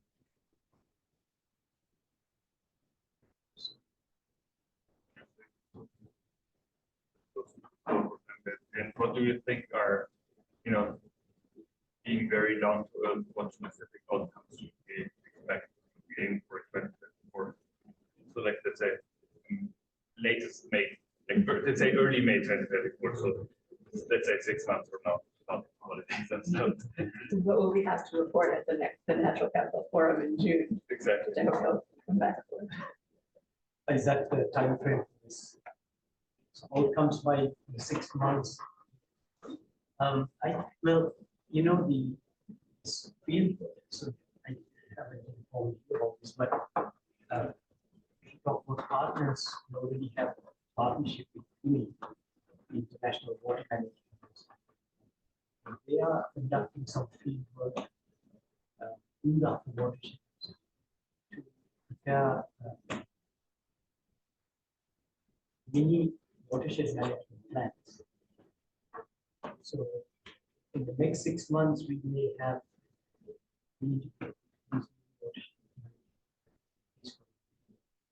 few sub watersheds. And we could check actually the alignment and the our modeling with like what EV times and where EV is looking at, because from our prioritization exercise at pretty much where with the data we have to invest, like based on data we have to invest rather than to align that actually.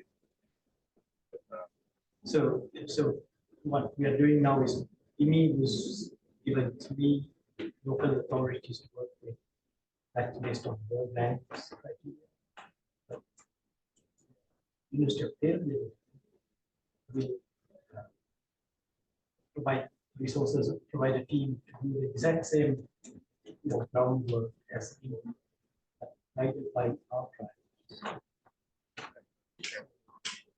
Parallel, we will have Mr. Previous students conducting field work, guided by maybe the priority of areas to focus on should be given through the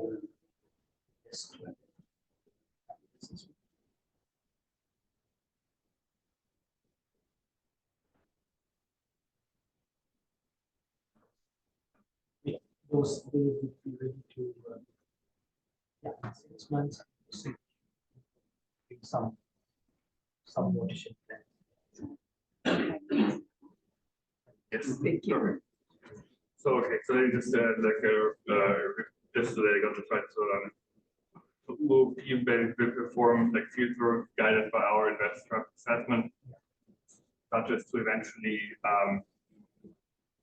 let's say expand the work done by the World Bank, or like they replicate the work done by the World Bank. Replicate the work of the World Bank / and their outcome they're aiming for is watershed management plans at some district level.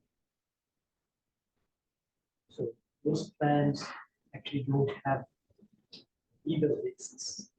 There's no legal basis for watershed management plans. So that they can inform investments.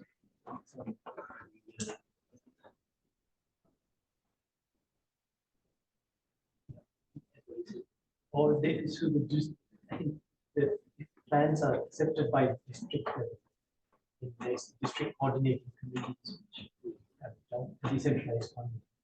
So the district coordinating committees fund activities that are in the sub-basic plans. And that was actually a question that came up like in some of my discussions, like these and others. Do you think it would be useful to involve local government a bit more closely in this stage, because it's something we have to be about ever so far? Directly working with the. But let's say like an hour. The farmers organization. Yeah, they're talking to the district secretaries, divisional secretaries, and also state. Could we already include those also like in our study? Yeah. So when I said you use your pioneer team, they won't be doing the same. Okay. Same. So we have eventually this would very similar what it is doing. Well, so probably again in the interest of time, let me just quickly say like what I think our partners and like activities, and usually just like say yay or nay, so to say. So like in terms of like partners, I think like University of Peradeniya is probably like the most critical one, and then like in somewhat like lower hierarchy would be basically like UMI and like World Bank. And then there's SEPA. They are basically the same level as like University of Peradeniya, I think. And then of course also for the ministry. And the national planning. National planning.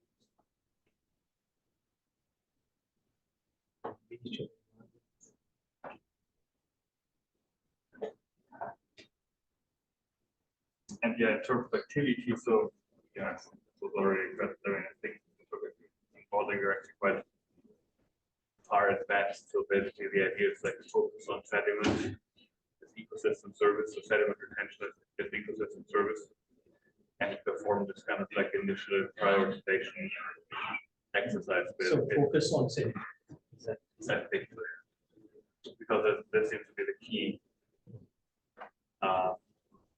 But like that's for growth. That's for looking at the of the reservoirs, exactly. Mostly also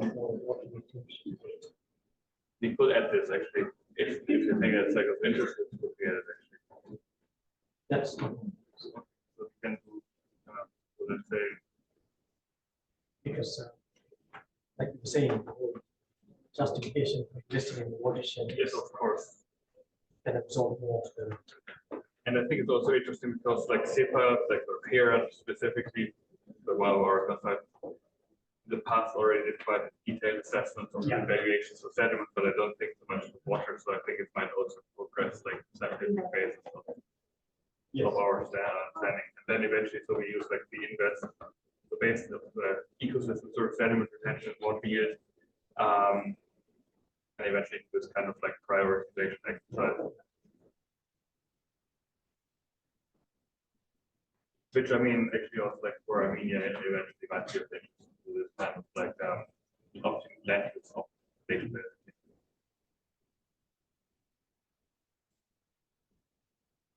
I think we're basically at time. All right, well done. But thanks everybody for their inputs.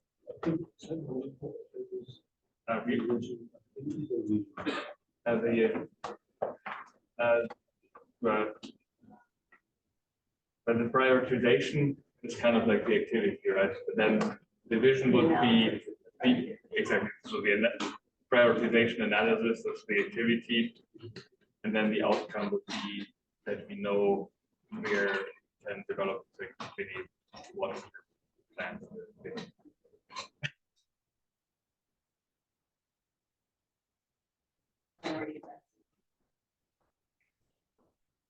Oh yeah, right. Like let's say even like engagement, or it's more even than an investment, right? It's really like we are to engage with the, we are to invest in engaging with the communities, and then eventually give us like a real investment to like engaging with the eye, the vision of that. Exactly.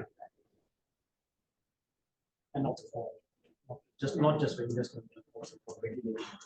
Yes. Land use. Enforcement.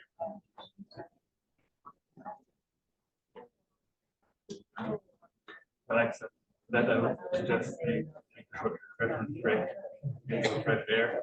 And yes, it's time. And yes, thanks everybody for contributing here. Even though it's at the end of, you're probably all at the end of our energy level a little bit, but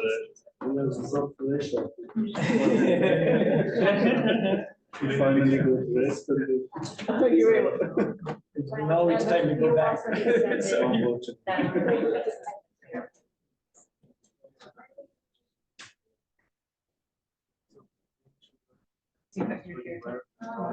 Tomorrow, indeed.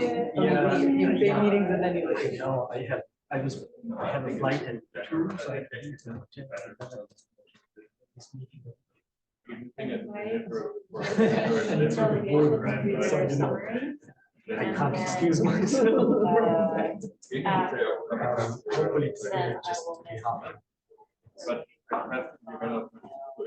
one chapter. It's not an easy meeting because it's So I think US director wants to talk about what's how this market is.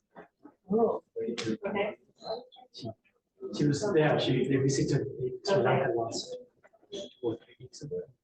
So we took them to show them more. I mean, the overall quality. explaining, the project is not going to achieve everything we thought it would because it's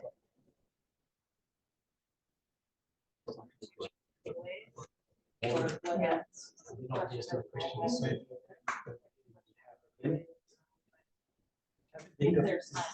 it's half built canals and half built. I mean, the work that we start with, No, it's like another. canals are function. It's kind of like. Connecting things.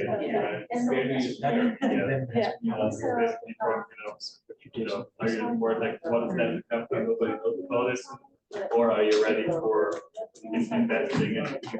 It's messy.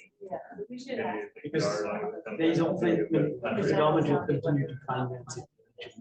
When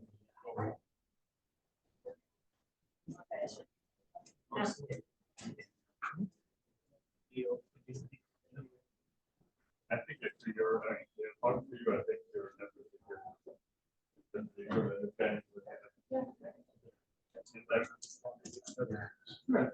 it will all happen. And I mean, we are in some very situation where next year asked for 93. All that we do is continue to build and finish a tunnel. That tunnel starts nowhere and ends. Yeah. He's in San Francisco, California, it's high-speed rail, and they started it. They connected it to San Francisco, but it goes into the land. So they started in the middle. And there's huge common overruns, and they're building out, and they're like, well, we just stop and like creating this like. Going to nowhere. So I don't feel so bad. I can quote the San Francisco Railroad. The US is a terrible example for infrastructure. $70 billion. So 70. I think before it was over. It's insanely expensive. It's so expensive to build in the US. I lost track. I don't know. Yeah. Yeah, so they keep going back to the taxpayers basically. Like, should we issue another bond, keep funding this or? But yeah, now it's halfway through, so you have. Yeah, you've already sunk so much into it. Yeah. Okay, so next story. You're based in all due respect, your country is much better. Should probably say it's the state of California, but yes, it's sure like it's a challenge, I think. Shared thanks. It's very interesting, yeah. I mean, the funny thing is that the country had not hit this crisis. They would have borrowed another years and they were carrying on and no one was doing something. Now they're. Many like hundreds of years. Yeah. Right.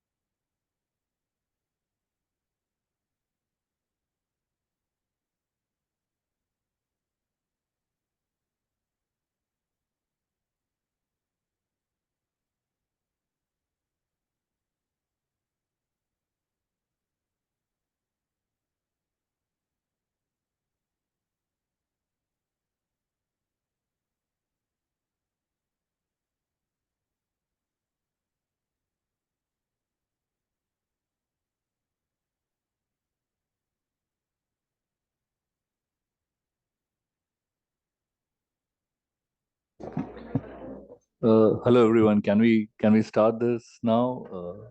Is everyone ready? Okay, I take silence as consent. So, well, here we come to the final session. So we have survived so far. So maybe another 40 minutes. So thanks. Firstly, thanks everyone for staying the course. In this session, it's really just a continuation of the discussion that we had in the previous session,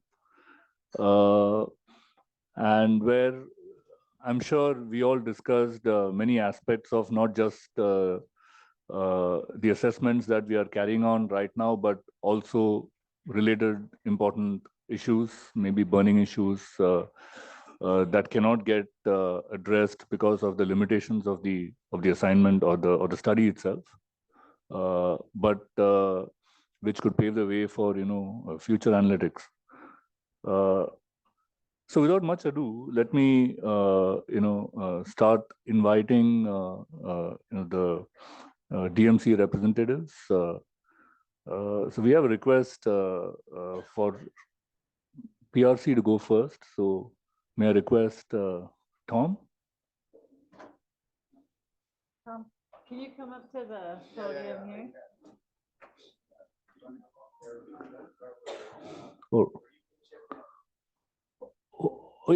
I mean, you can decide who's going to, either Tom or Baolong, whoever.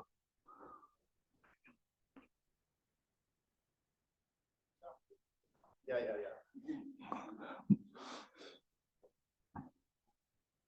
Hi. Thanks, everyone. I'm not sure we followed the pyramid exactly, and I'm not sure we really had a coherent, structured discussion, but we certainly covered a lot of ground about depth. So first, let me just lay out what we're doing. So as part of the Stanford project, what we had initially agreed to do was to integrate gap analysis into the project preparation of South Daunting Lake project, which is a project under preparation for next year. And this will be an ecosystem restoration project focusing on Daunting Lake and a large wetland area associated with that, that has both a core conservation area where there's no development, but then you have the rest of the South Daunting Lake area that's under management by the city municipal government, which controls the county, and it's actually quite a large area that it controls. So in terms of looking at GEP, and again, we're very thankful to have the Stanford support and also engagement from Chinese Academy of Science to do the GEP work. So on the pyramid, the policy and investment windows are quite clear. This is going to be this investment project that will look at improving water quality, improving the wetlands, looking at developing ecotourism, sustainable agriculture, and this is about $150 million loan from ADB and another $150 million from the government. And so the question is, how do we use GEP? So we will go in and do GEP analysis to look at what the ecosystem assets are, what the benefits possibly would be, but there's still a bit of a loss at how we use this in project preparation in terms of valuation and integrating it into traditional CBA methodology. Now, I think in terms of tracking project progress, you can use it very good, use it well for a baseline to see, are we making progress in improving the value of the assets using GEP methodology. And this is something that will be done through the project. But Sylvia, who can't be here, is the mission leader.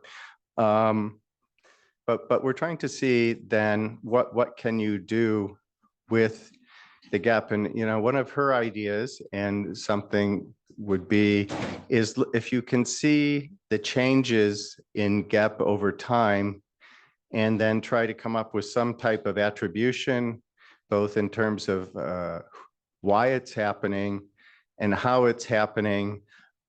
You could use it then to value payment for ecosystem services as a baseline, as the baseline as well as the change, and then how you value that change to set up some kind of payment for ecosystem services for that. And again, this would be developing what the KPIs would be from the gap. And then the tricky part is how do you value what those are? I mean, as we've all said throughout this, the biophysical is the more straightforward part. It's the valuation that's the more difficult part. So we're have the team starting with inception next week. We'll have people from CAS with us. We will carry out a comprehensive gap exercise, and it will figure into the CBA. We're not quite sure how we're going to do that. So the other thing may be using the gap and the KPIs with other evaluation techniques, as we discussed, revealed preference or contingent valuation or these types of things to, again, get values for the gap assets and the changes of those gap assets over time, and then taking those values and finding a way to bring them into the market or to use them, capture them for further improvement in environmental and ecosystem services. I'm not sure there was a clear storyline here, but a lot of questions on how we can do this. Anyway, thank you.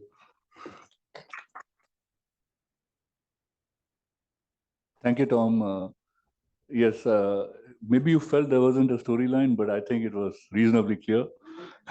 And this is one of the studies that is, I think, going along fairly smoothly with the typical precision that one has come to associate with PRC. So yeah, I think we now invite the team from Armenia. I forgot to mention to Tom, but Rafa helped us with it. You have 5 minutes. And Rafa is keeping time.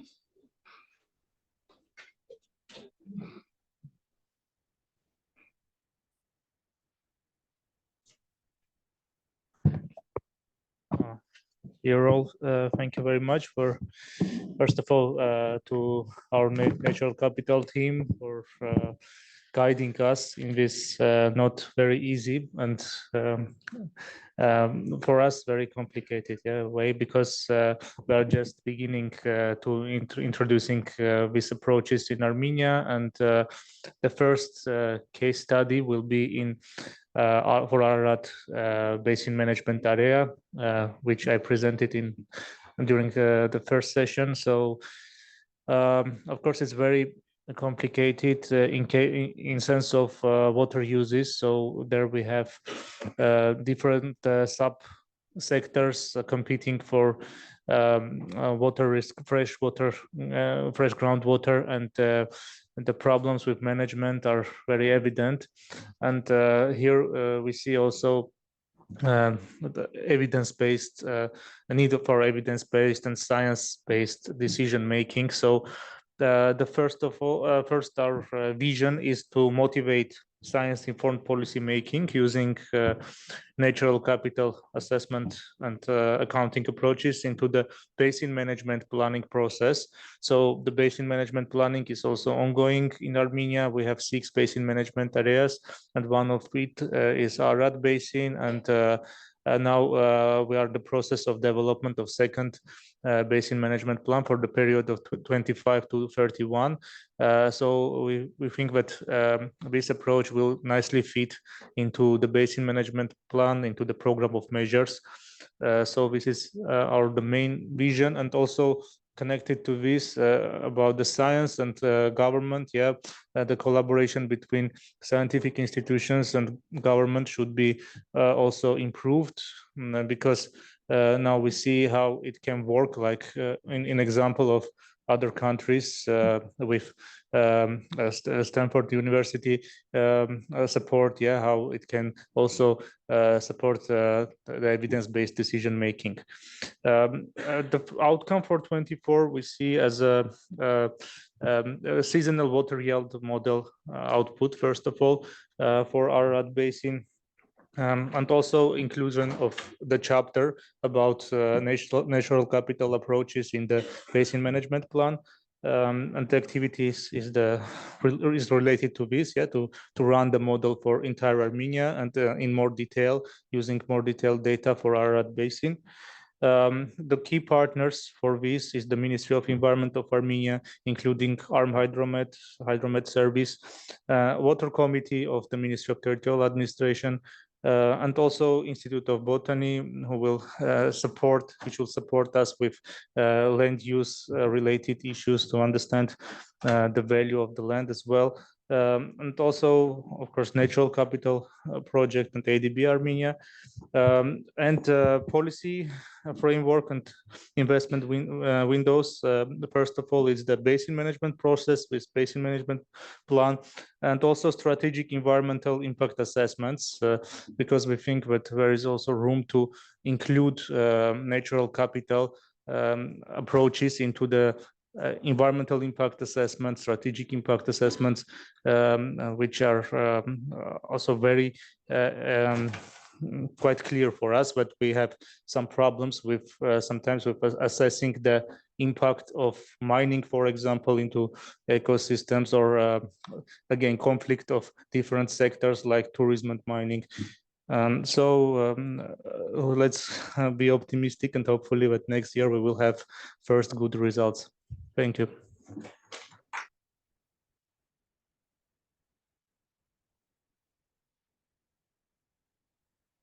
Thank you so much. It's going to be so exciting to hear how far each of these pilots has come by the time we get together at Stanford in June. Okay, next up we have Cook Islands. So can Eva and Anna come up? Maybe they'll encourage us to stand up again.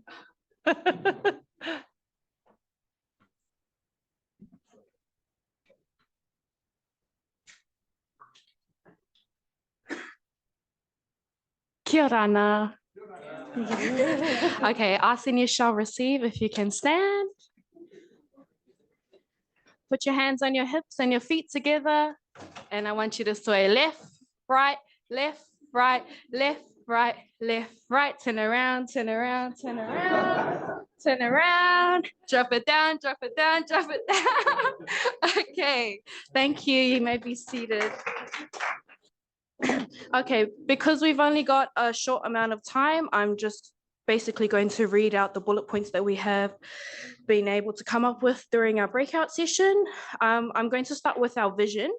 So overall, our vision is to empower the government and the people of the Cook Islands to better advocate for their needs when doing assessments that, for example, economic assessments, environmental assessments, and then to build capacity in the Cook Islands to serve as consultants, which would provide jobs, livelihoods, and prevent, what's the word? Basically going out into other countries for consultancy. You know, we're a small country and we find that we're consistently having to go out to bigger countries like New Zealand and Australia to have other people come to our country and tell us how to, you know, deal with our own country, which is what we want to prevent. We would like to incorporate NetCap into infrastructure development. You know, for us, it's wastewater for Muri. To do this, the outcomes that we're aiming for in 2024 is hopefully a roadmap that integrates NAPCAP into infrastructure development, example terms of references that include the biophysical, economic, and training environment. The activities that we'll need to carry out to achieve this goal is for ADB to lay out the ADB process. This includes the economic evaluation and draft terms of references for the Cook Islands. We also need to create a timeline of when we would like to first begin this project and how long this project will take. We will then need to identify skill sets needed. So this is for the people that we're looking to train, and create a roadmap, create training materials for the people of the Cook Islands. The partners that this will involve is, of course, ADB. This is their environment, research, and water teams. Stanford, NatCap. For the Cook Islands, it's going to be the National Environment Service, MFEM, which is our finance. This includes the Office of the Prime Minister, our NGOs, everyone that will be classified as a stakeholder for the Cook Islands. And our investment window, of course, is for ADB to allow for a loan for our sanitation and wastewater project.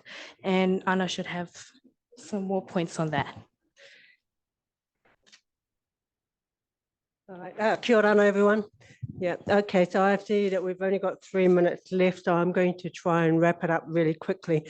One of the things about this project, the natural capital assessment, is that it'll be working with ADB on a current project that's in the Cook Islands, and this is the wastewater project, which is approximately about $20 million US.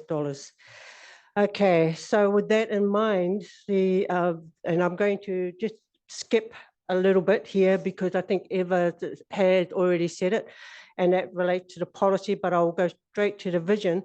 So the vision here is to mainstream natural capital assessment, create an enabling environment for economic evaluation as well.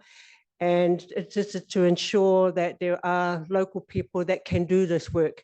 So it's not about getting consultants in all the time, but to get local people trained and to be able to do this work eventually. That's the final, that's the goal, that's the dream. The outputs here is that, when I think of economic evaluation, national capital assessment, it's about understanding what the terminology means. I go, 1 minute left now, I'm starting to pump my heart. Okay, so basically it's to look at the terminologies, the concept of these natural capital assessment, and also economic evaluations, and also to so that's the main thing, really. I'm just going to skim through this. And actions by early February next year, we hope to have a workshop. So that will involve a number of partners. So Eva's mentioned some of the partners. We will also look at working with the local university, the University of the South Pacific, if we want to get people trained to get this into mainstreaming, I guess is what we want to achieve here as well. ADB, National Environment Service, MFEM, and NGOs that are also doing some work on the ground. Lastly, the overview is linking, I'm trying to read somebody's writing here. Linking NCAAs in Cook Islands. So that's time over. So thank you.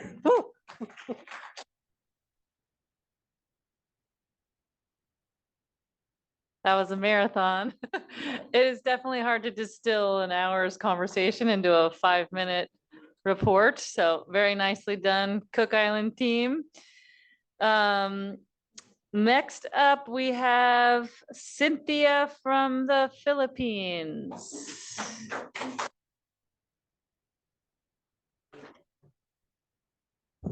Hello, good afternoon. I'm Cynthia. I'm not an ADB staff, but I'm from the EFP Secretariat and also working on the RFI project.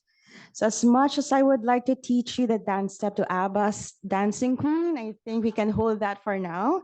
And I would like to present at least three key takeaways from the Philippines breakout group. So first, we discuss about potential project sites. So there's the DNR Ecosystems Research and Development Bureau suggesting about an integrated watershed project. They have sites such as in Cagayan Valley, where the Sierra Madre is, or the Zambales watershed. So nothing concrete there, but they wanted to do more research, watershed profiling, and modeling and simulation. And then we also discussed the potential of linkaging the NatCap project with the Regional Flyways Initiative, the RFI sites. So we have already selected 12 RFI sites in the Philippines. And we are also in the process of developing the JEF8 project with the Biodiversity Management Bureau. So there's also one potential. And another, someone also mentioned about an existing natural capital roadmap that has already identified at least 30 pilot sites for this. So what the Stanford group can do now is to see if there's any linkage or overlap in these sites and try to come up with something that's holistic and also synergistic among these sites. But we also discussed that there are already several past or ongoing projects on natural capital and ecosystems evaluation. So there's mention about the World Bank project, about the JEF project that's starting next year, a USAID project, also DNR project. So there's already several things that have been done or being done. 3 minutes left. So the suggestion of the group is to come up with a document that's basically outlining the who, what, and where of these efforts already. So we don't need to duplicate or replicate and just work on the best practices already. So that's one of the activities that can be done by the Stanford group. And then also to form linkage and synergies and try to develop a landscape approach when it comes to natural capital or ecosystem valuation projects in the Philippines, bearing in mind the different government priorities, including policies that the government would like to move forward in the next few years. Also avoid overlaps and forge collaborations, because even within our own systems, even within DNR, there are different divisions or different actors, and that we need to pull everyone together and just start working on one common goal. So thank you very much. The steps to ABA will come in the next workshops. Thank you.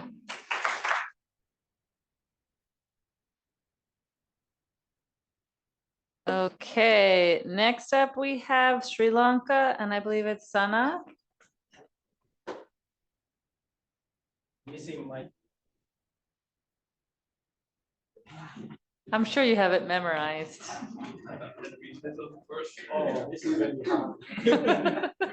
This is really a test in reading other people's handwriting. Hi, everyone. So I'm not going to do a dance, please. And let me also try to quickly summarize what we're going to do in Sri Lanka. A rule. Yeah, we have a few interesting dances which we could do later. But so in Sri Lanka, I would say we are fairly clear about what we want to do with this NatCap pilot project.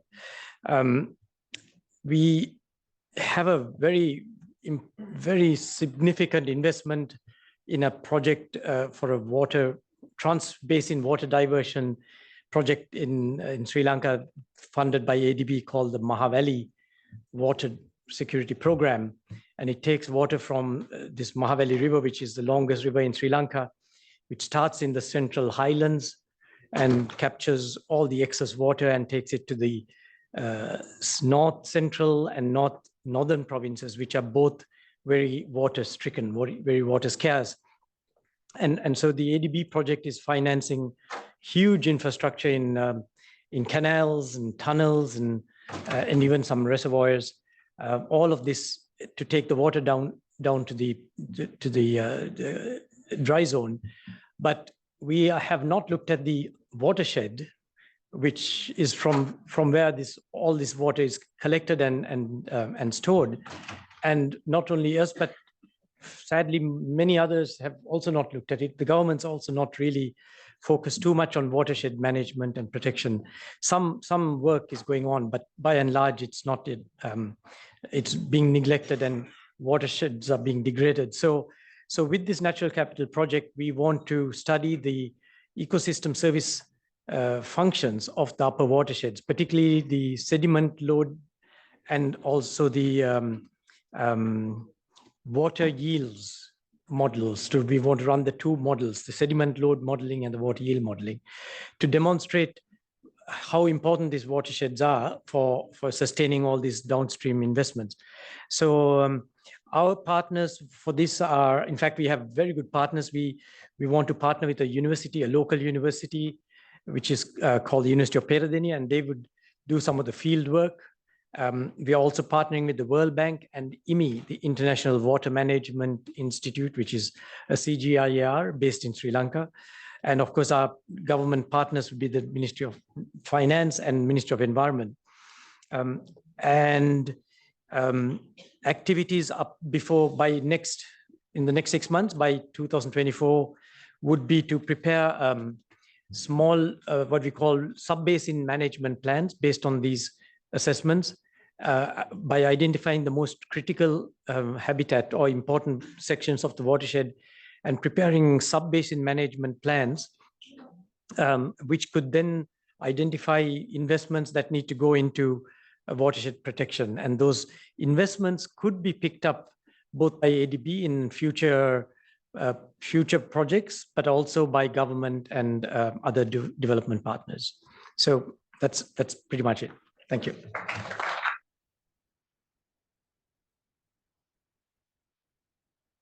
Thank you, Sanat. So that completes the report back from the 5 DMCs in which we are performing these assessments.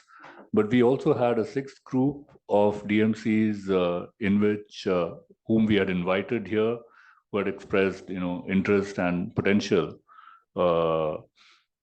and where we hope that we can do a few of these assessments in the future.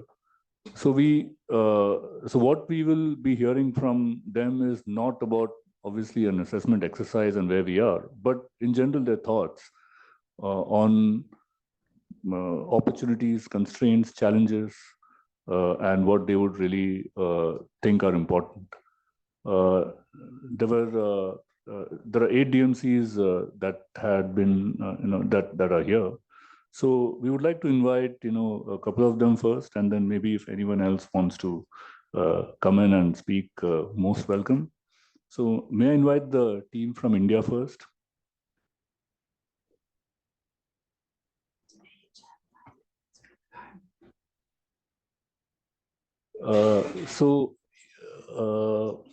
Sir, you would have about 3 to 5 minutes. Yeah, absolutely.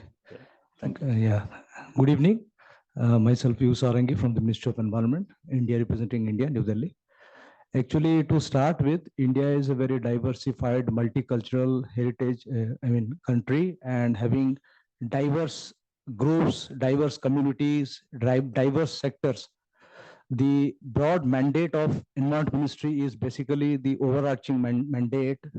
The major aspect is the climate change, biodiversity, followed by plastic waste management. These are the 3 major, you can say, cornerstone or the lifeline of the ministry, apart from other environmental assessment studies and all that. So these 3 sectors are basically being dealt at the multilateral level, be it the UNFCCC forum or the Paris Agreement for that matter. So ministries cannot commit anywhere at the national or at the subnational level what needs to be done so far as the multilateral aspect is concerned, because we are a member of the United Nations.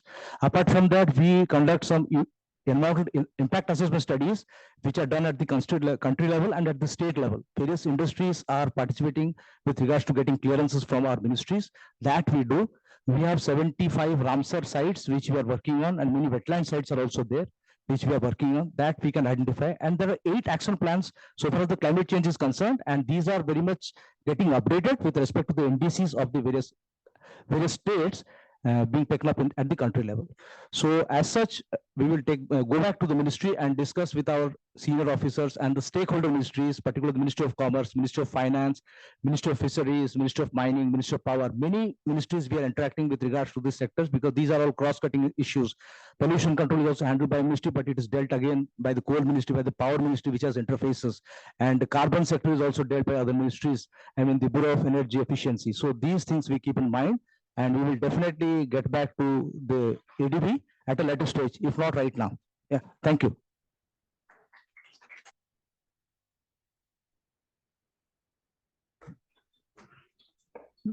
Thank you, sir. May we now invite the team from Vietnam?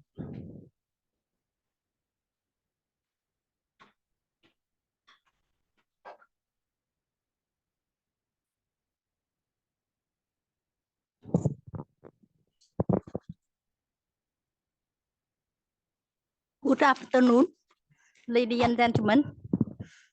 On behalf of Vietnam Group, I would like to present of our pilot project. We propose in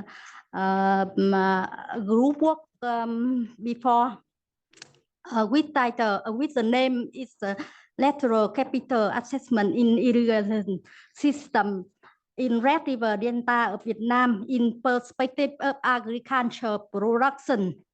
Why we propose it? Because we are the agriculture country. We export a lot of agriculture products, especially rice. We contribute to food security in the world also. And Mekong River Delta and Red River Delta is as rice bowl of our country. And I feel that we use the use of natural capital is ineffective needs. That's so I propose it. With the vision is effective use of natural capital in for agriculture production.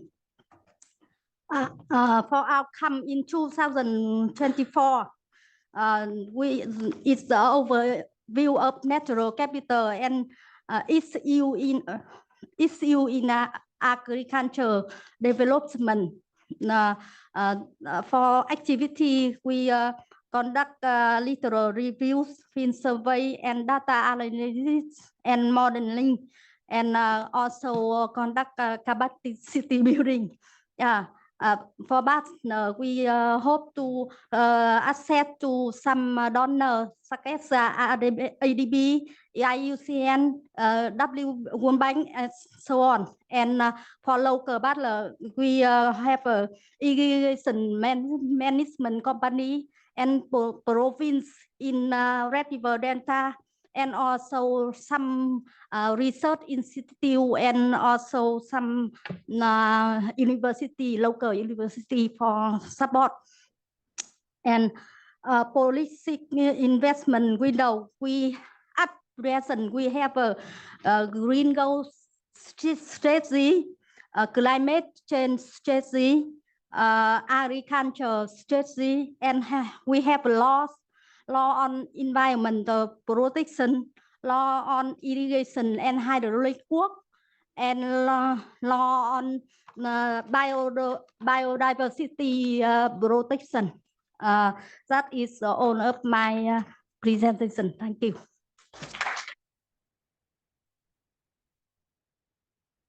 Thanks a lot for those insights. Anyone else would like to come up? Okay, I presume not.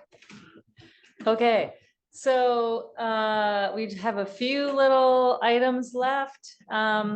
First of all, could I ask the rapporteurs or others from your sessions, if you have a filled out pyramid, can you please give it to somebody from the Stanford team so that we can collect those for our continued work on the pilots?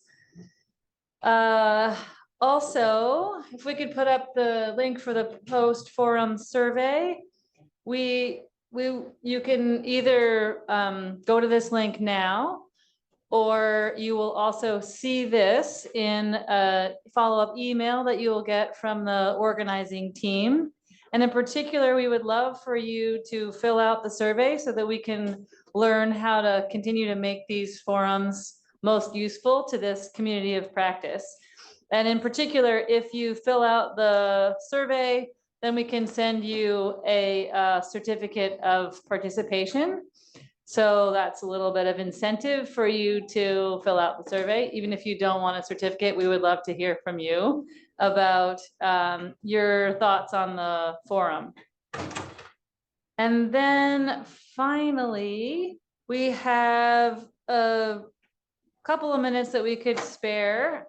In particular, if anybody would like to share one or two main takeaways that you will be taking with you from this forum as you go out to do your work in the world, we'd love to hear that.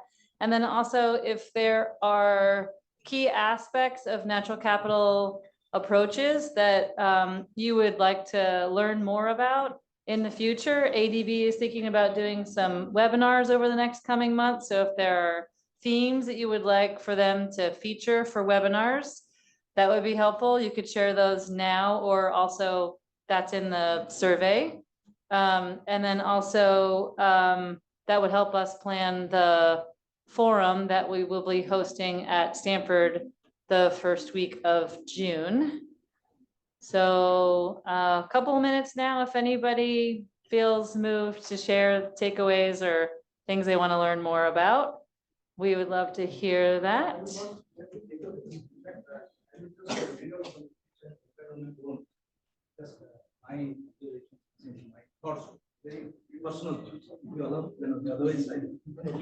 Please. It's a very personal nothing to do with the. Oh, but we don't have a lot of time, so. No, it will take only, I will just read out, it will take 3 minutes, 3 to 4 minutes. It's a very small write-up. Just I want to report for that. Yeah. Respected all, the Conference on Asia Pacific Natural Capital Forum organized by ADB is a unique step in this fast changing global scenario, wherein the aspect of evaluation of natural resources has been a unique effort of its kind initiated by ADB. I would like to thank the experts and the panelists of ADB and other experts from Stanford University for having spared their valuable time to deliver talks and address the participants in the aforesaid workshop despite their busy schedule. It's a well-known fact that assessing and studying various aspects of nature such as air, water, biodiversity, waste management, climate change issues are itself challenging tasks, and more so its valuation also. The fact that ADB has been instrumental in conducting this exercise is a novel and a new initiative in the right direction, and is also greatly felt that ADB has undertaken a commendable task of quantifying nature and its natural resources and putting efforts to finance it through the various ways and means and through a multi-stakeholdership approach. Nowadays, the greatest challenge before the global community is assessing and evaluating natural resources. Hence, ADB has taken a right step in the right direction and at the right time. The various aspects covered in the conference are not only useful, but also valuable, and the same is being utilized in order to focus on the basic tenets of natural capital accounting. It is also to mention that the field visit to the Balangadi city was a unique experience of its kind.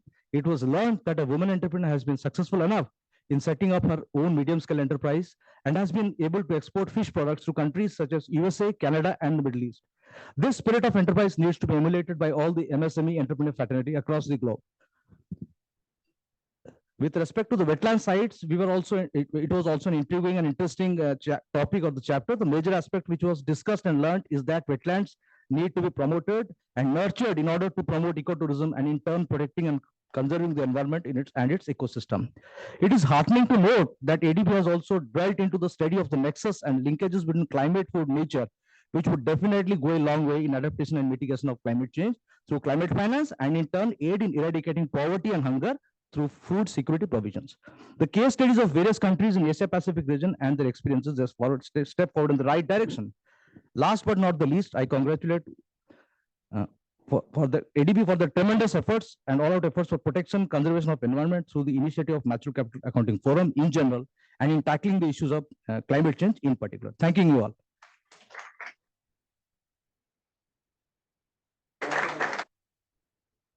That was a lot in a short time. Thank you so much for sharing those reflections.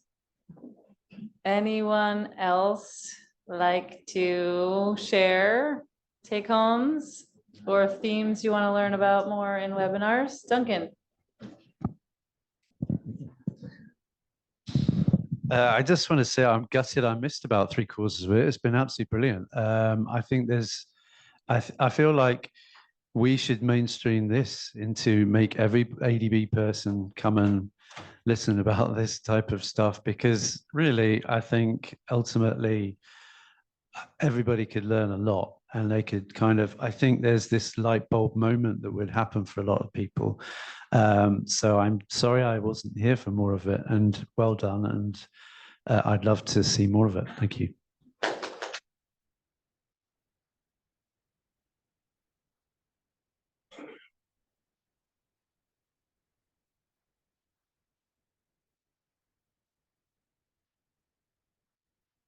Okay, so we now move on to our last item. May I invite Qingfeng Zhang, Senior Director of AFNR Sector Group, to deliver the closing remarks.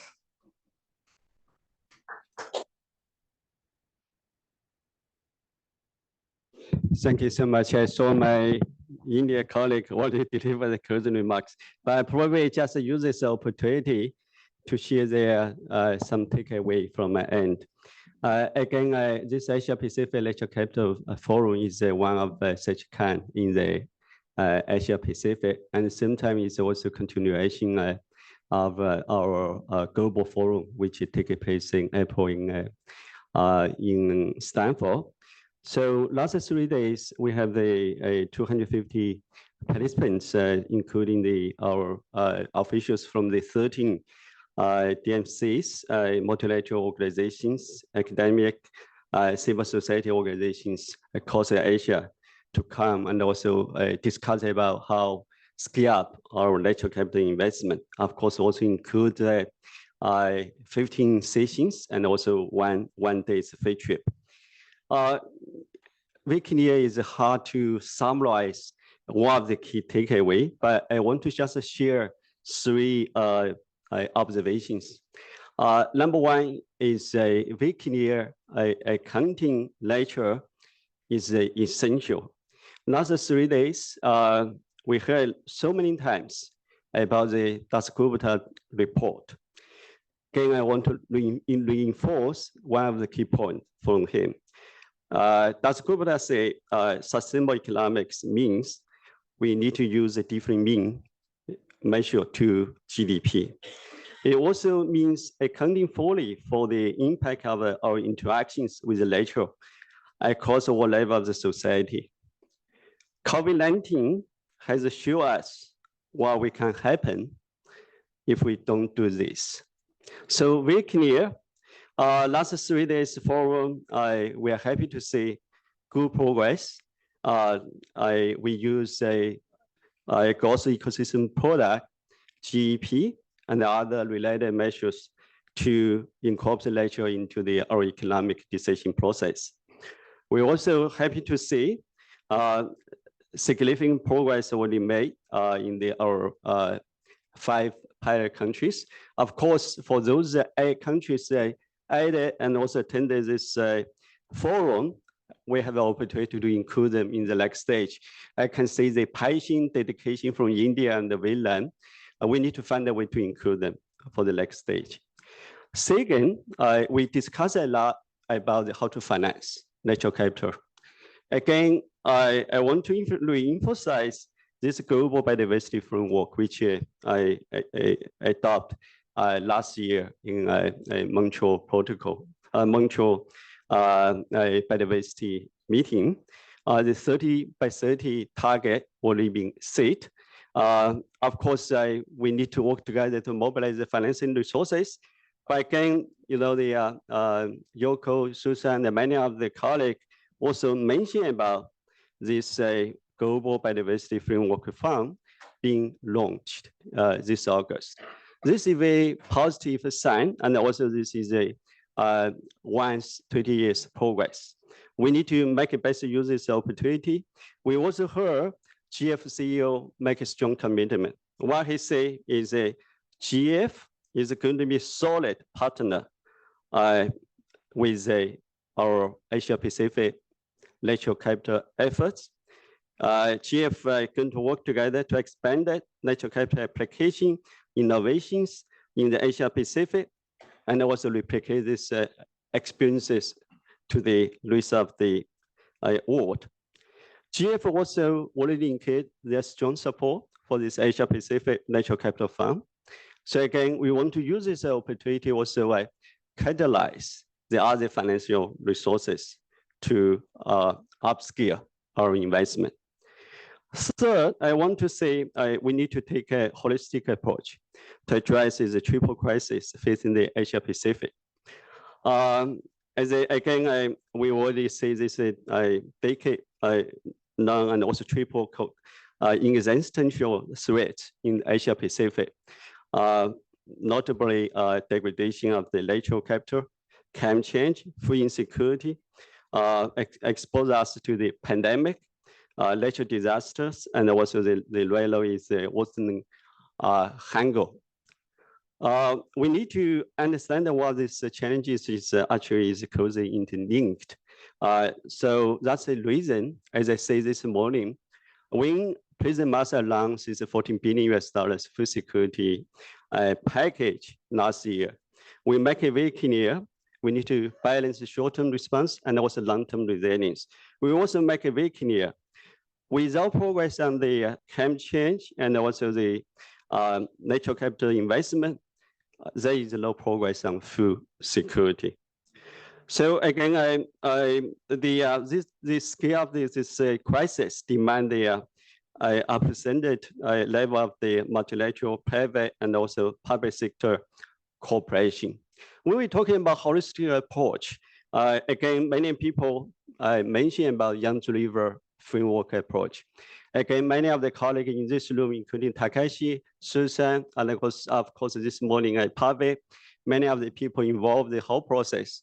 What I want to say is that when we started this process, we make it very clear to our counterpart in the provinces. If they want to submit any proposal, they need to incorporate the feature of the payment for ecological services and the equal compensation in their proposal. Otherwise, we'll accept it. So again, this is sort of the center, nature-centered holistic approach is needed.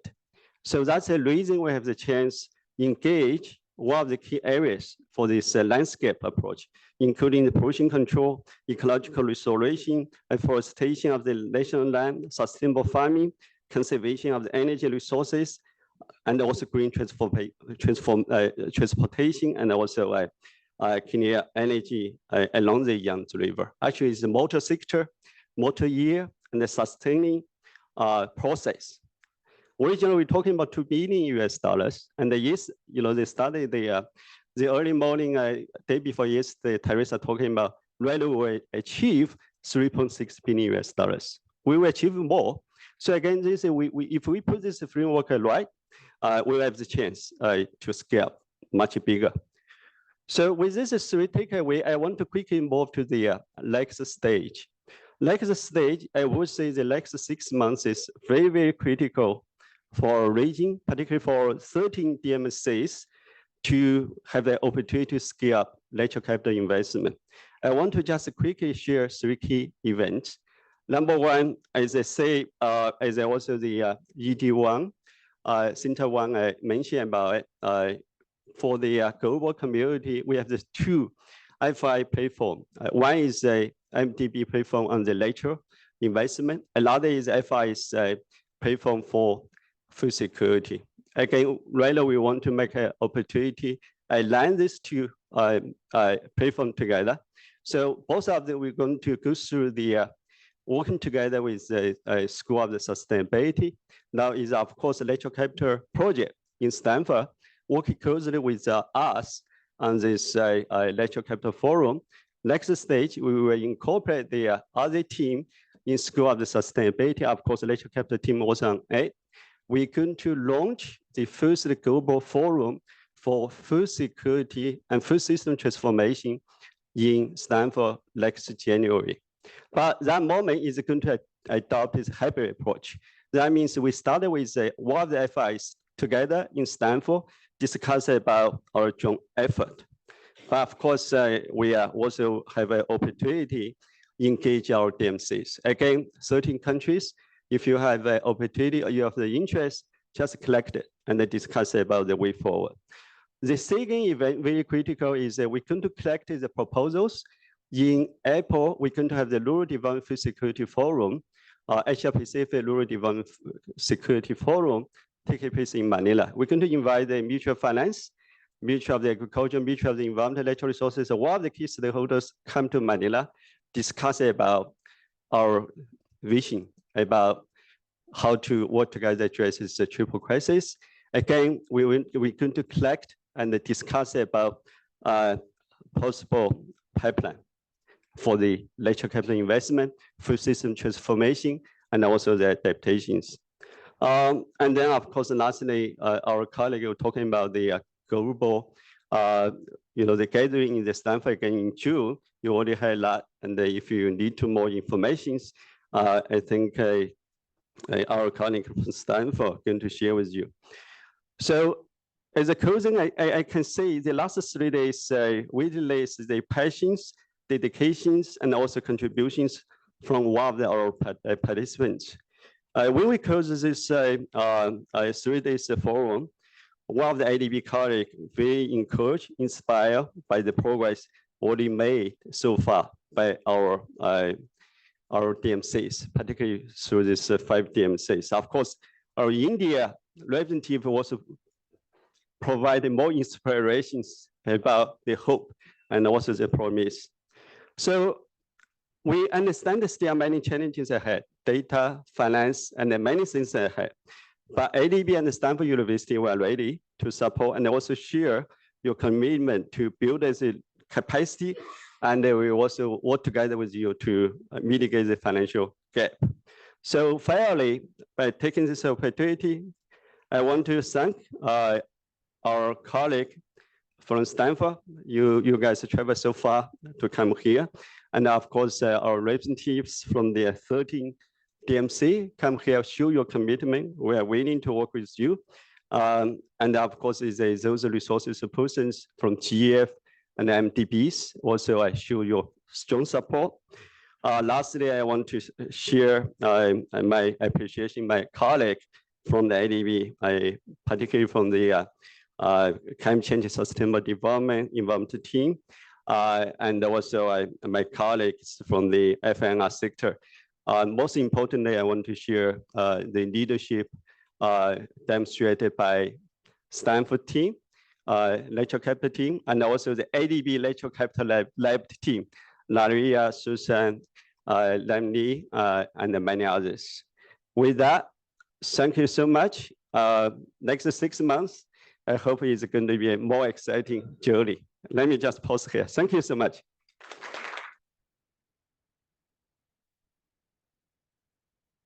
Thank you, Ching Feng, for those inspiring words. Just a couple of things before we leave. I think this event hopefully it has passed, and I think it has passed off reasonably smoothly. All the hiccups that that happened probably, I hope, weren't noticed. But the reason why it has passed off smoothly is because of the untiring efforts of the team that's sitting out there. I would like to really thank the team for this, led by Marissa, Sally, Jeng, Bianca, Amy, Angela, and everyone else who was there. So big thank you to you all.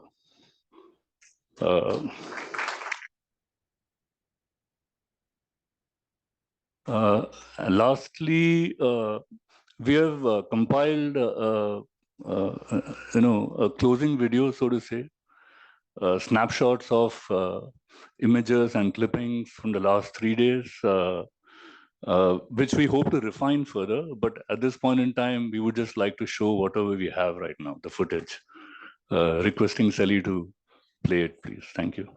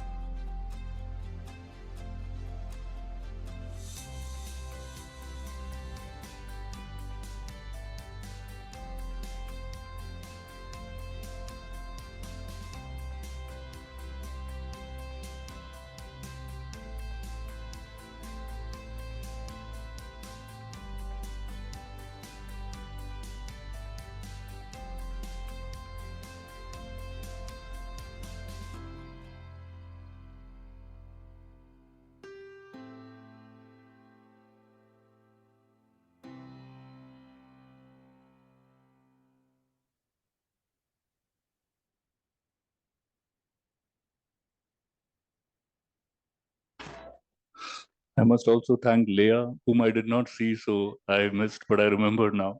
And apologies if I missed anyone else out. I once again thank everyone for coming here. That's it.